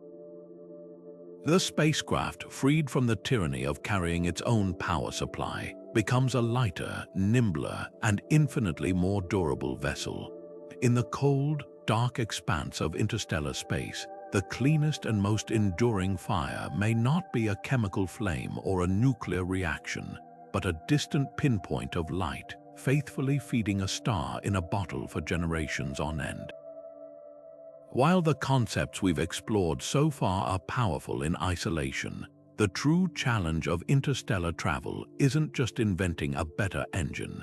It's about weaving all of these complex, interdependent systems into a single, cohesive vehicle that can survive the centuries-long journey. This is where theory meets practical design, and no project has ever embodied this holistic ambition more completely than Project Daedalus. Conceived in the 1970s by a team of scientists and engineers from the British Interplanetary Society, Daedalus was far more than a thought experiment. It was a full-blown, detailed engineering study for an unmanned interstellar probe, a 4-year effort that produced a blueprint so thorough and visionary that it remains the gold standard for realistic starflight design even today. What makes Daedalus so extraordinary is that it refused to rely on magical, undiscovered physics. Instead, its designers imposed a crucial constraint. The ship had to be built with technology that was either available or deemed feasible to develop within the foreseeable future. This forced a breathtakingly pragmatic kind of creativity, resulting in a design that is both wildly ambitious and strangely believable. The propulsion system at the heart of Daedalus is a masterpiece of this pragmatic ambition. The team chose a method known as inertial confinement fusion. The engine would not run on a continuous stream of plasma, but on a rapid-fire sequence of tiny explosions. The design called for injecting pellets of a deuterium and helium-3 fuel mixture into a vast combustion chamber. At the precise moment, powerful electron beams would strike each pellet from multiple sides, compressing it with such immense force that it would trigger a microscopic fusion explosion, a miniature hydrogen bomb detonating 50 times a second. These contained blasts of plasma would then be directed and focused by a gigantic magnetic nozzle, channeling their energy into a coherent, powerful exhaust stream. To manage the immense energy and protect the spacecraft, the engine would even incorporate a ridiculously ingenious system where a small fraction of the helium-4 ash produced by the reactions would be circulated around the nozzle throat as a protective coolant before being injected back into the exhaust. This wasn't just an engine, it was a symphony of physics and engineering, every note carefully scored to handle the unbelievable stresses of sustained fusion propulsion. But a powerful engine is useless without the fuel to feed it, and this is where the Daedalus design reveals its profound understanding of interstellar logistics. The probe was designed as a two-stage vehicle, a crucial decision for maximizing efficiency. The first, massive stage would burn for just over 2 years, accelerating the ship to about 7.1% of the speed of light before separating and falling away. The second, smaller stage would then ignite for another nearly 2 years to complete the acceleration and later handle deceleration at the destination. In total, the vehicle would need to carry 50,000 tons of fuel pellets, storing this astronomical number of pellets and feeding them into the engine at a rate of 250 per second with flawless precision for years on end was a mechanical challenge of nightmarish proportions. The designers envisioned a complex, automated feeder system deep within the vehicle's tank, a piece of machinery that would have to operate with the relentless, unfailing accuracy of a Swiss watch, but on a scale befitting a skyscraper-sized spacecraft. This focus on the mundane yet critical mechanics of fuel delivery highlights Daedalus's greatest strength, its unwavering attention to every single system required for longevity, not just the glamorous ones. Perhaps the most forward-looking aspect of the entire project was its radical embrace of autonomy. The designers knew that a probe traveling to another star system would be utterly on its own. With a one-way light time delay stretching to years, there is no possibility of remote control from Earth. Every decision, from navigating around an uncharted dust cloud to diagnosing and repairing internal system failures, would have to be made by the probe itself. The Daedalus team proposed a sophisticated onboard computer system, an artificial intelligence that would serve as the ship's brain and central nervous system for its 50-year mission. In the 1970s, this was a staggering concept. They were essentially predicting the need for what we now call artificial general intelligence, decades before the field even existed. This computer would need to be hardened against cosmic radiation for a century, capable of running self-diagnostic routines, and programmed with enough knowledge to handle contingencies that its human creators could never even anticipate. This wasn't just about building a probe, it was about creating a robotic ambassador capable of shepherding itself and its precious scientific payload across light years of unknown space. This comprehensive blueprint, this forgotten master plan, is why Project Daedalus is experiencing a dramatic revival in the modern era. The technical hurdles that seemed insurmountable in the 1970s are now being systematically dismantled by 21st century technology. The electron beams they envisioned for igniting the fuel pellets, we are now perfecting them in laboratories for advanced fusion research. The advanced materials needed to withstand the hellish temperatures of the reaction chamber. We are creating them in the form of carbon-carbon composites and new ceramic metamaterials, and that science fiction onboard computer. We are now developing the artificial intelligence and machine learning algorithms that could truly make it a reality. Modern AI could manage the engine's performance in real time, optimizing the fusion burn for maximum efficiency. It could navigate using pulsars as cosmic lighthouses, just as the Daedalus team suggested. It could even manage a fleet of autonomous subprobes, deploying them to explore the target star system upon arrival. Daedalus provided the architectural plans. We are now finally fabricating the tools and materials to build it. It stands as a powerful testament to the fact that the greatest leaps forward often begin not with a blind leap into the unknown, but with a detailed, rigorous map of the possible. Yet for all the power of a Daedalus-style fusion engine or the steady push of an ion thruster, the ultimate key to surviving a millennium-long voyage may not lie in a single brilliant technology, but in a far more humble and profoundly human philosophy of design. We have spent decades in a relentless pursuit of optimization, striving to make every component lighter, faster, and more efficient, often by stripping away anything deemed non-essential. This mindset has given us incredible spacecraft, but it has also created systems that are exquisitely tuned and breathtakingly fragile.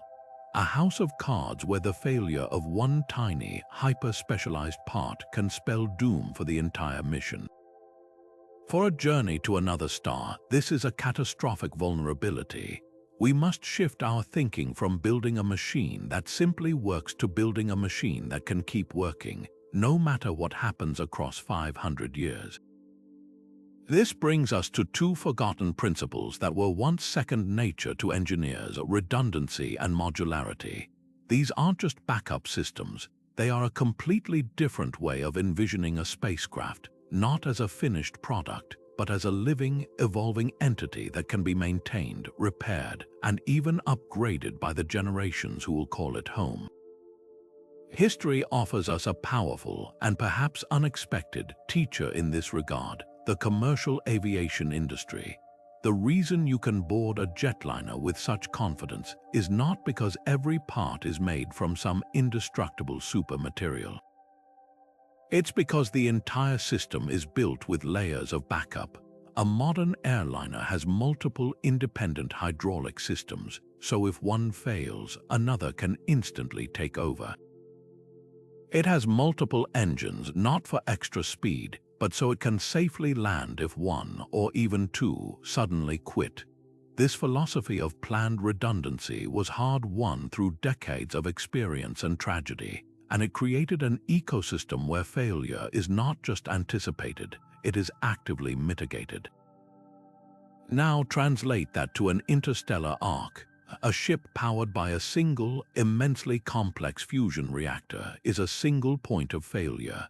But a ship designed with two smaller, independent reactors, each capable of powering the entire vessel on its own, instantly doubles its lifespan.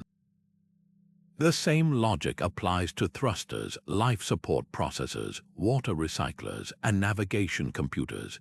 It means carrying double the mass for certain critical components, a notion that would make a modern propulsion engineer wince. But for a multi-generational mission, that extra mass is not wasted.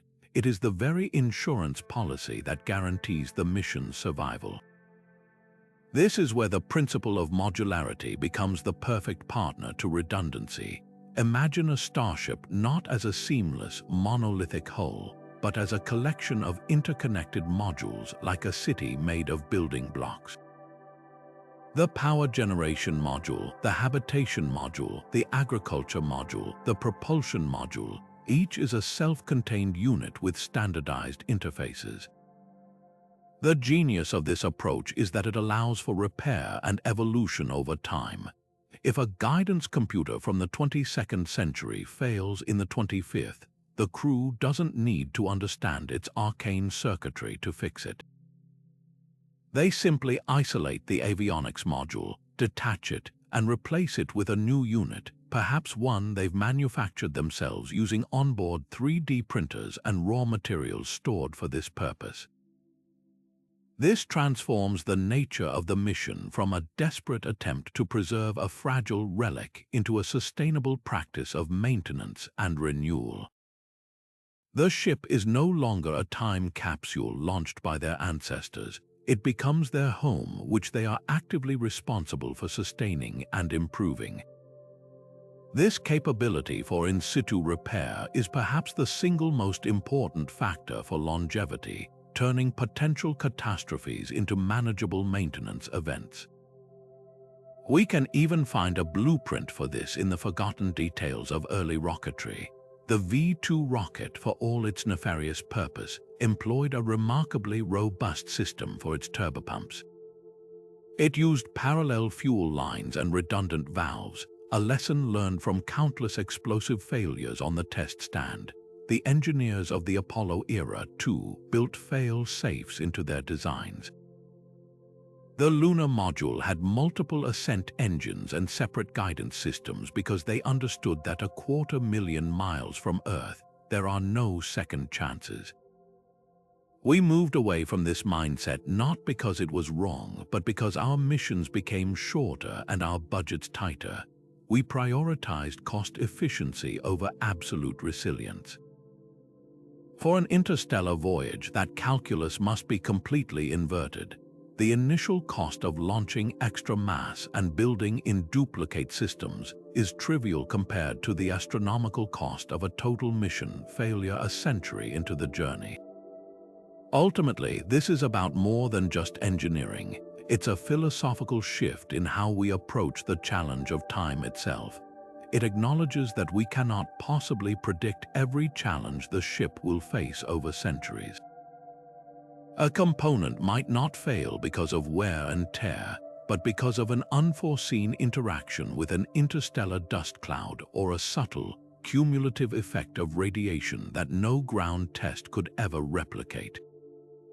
By embracing redundancy and modularity, we are building in the capacity for the ship to adapt to problems we haven't even imagined. We are creating a vessel that has the built-in resilience to heal itself, to learn from its own failures, and to be tended to by its inhabitants. The most advanced engine in the universe is worthless if a single faulty valve can silence it forever. But a simpler, more robust system, backed by multiple backups and designed to be taken apart and put back together by human hands, holds the promise of truly enduring, not just as a machine but as a legacy. From the fiery experiments of early rocketry pioneers to the atomic dreams of Cold War engineers and the elegant simplicity of solar sails, our journey through these forgotten fuel systems reveals a profound truth about innovation. Progress doesn't always mean inventing something entirely new. Sometimes it means rediscovering the brilliant ideas we already had and finally understanding how to make them work. These overlooked technologies, once deemed too simple, too dangerous, or simply ahead of their time, offer a treasure trove of solutions specifically tailored to the greatest challenge of interstellar travel: longevity. Modern engineering often pursues peak efficiency and maximum performance, creating systems of breathtaking complexity. But complexity introduces fragility. For a voyage that could span centuries, where a single critical failure could end the mission generations after it began, the most advanced solution is not always the right one. The forgotten systems we've explored, from the rugged reliability of bi-propellant engines to the passive, eternal acceleration of a solar sail, teach us the value of durability, simplicity, and redundancy. They remind us that for a journey measured in lifetimes, the goal isn't to be the fastest, it's to be the most dependable. A nuclear pulse propulsion system might get us there quicker, but a well-designed ion thruster cluster might be what ensures we actually arrive. Its gentle, patient corrections guiding the ship for 1,000 years without wearing out. This isn't to say we should abandon new research. Instead, it's a call for a more inclusive approach to designing our future among the stars. The blueprint for our first interstellar vessel likely won't be found on a blank sheet of paper, but in the archives. It will be a hybrid, a masterpiece of integrated thinking that combines the raw power of a revived concept like the gaseous core reactor with the timeless reliability of a modernized hydrazine attitude control system. It will use artificial intelligence to manage the plasma dynamics of a magnetoplasmadynamic thruster, while also employing the simple, physical certainty of a cryogenic storage system perfected during the Apollo era. The future of spaceflight may well be a conversation between the past and the present, where the bold visions of yesterday are finally realized with the tools of tomorrow. As we stand on the brink of becoming an interstellar species, the greatest lesson these forgotten systems impart is one of humility and perspective. It encourages us to look back through the notebooks of history, not with nostalgia, but with the keen eye of an engineer searching for a missing piece of the puzzle. The key to unlocking our future among the stars might be sitting in a library archive, a faded diagram from a half-century ago, waiting for the right moment to be seen again. I'd love to hear which of these forgotten systems captured your imagination the most. Was it the sheer power of Project Orion, the elegant patience of the solar sail, or the incredible efficiency of the Fission Fragment rocket? Let me know your thoughts in the comments below, and if you want to join us for more deep dives into the technologies that will shape our destiny, be sure to subscribe.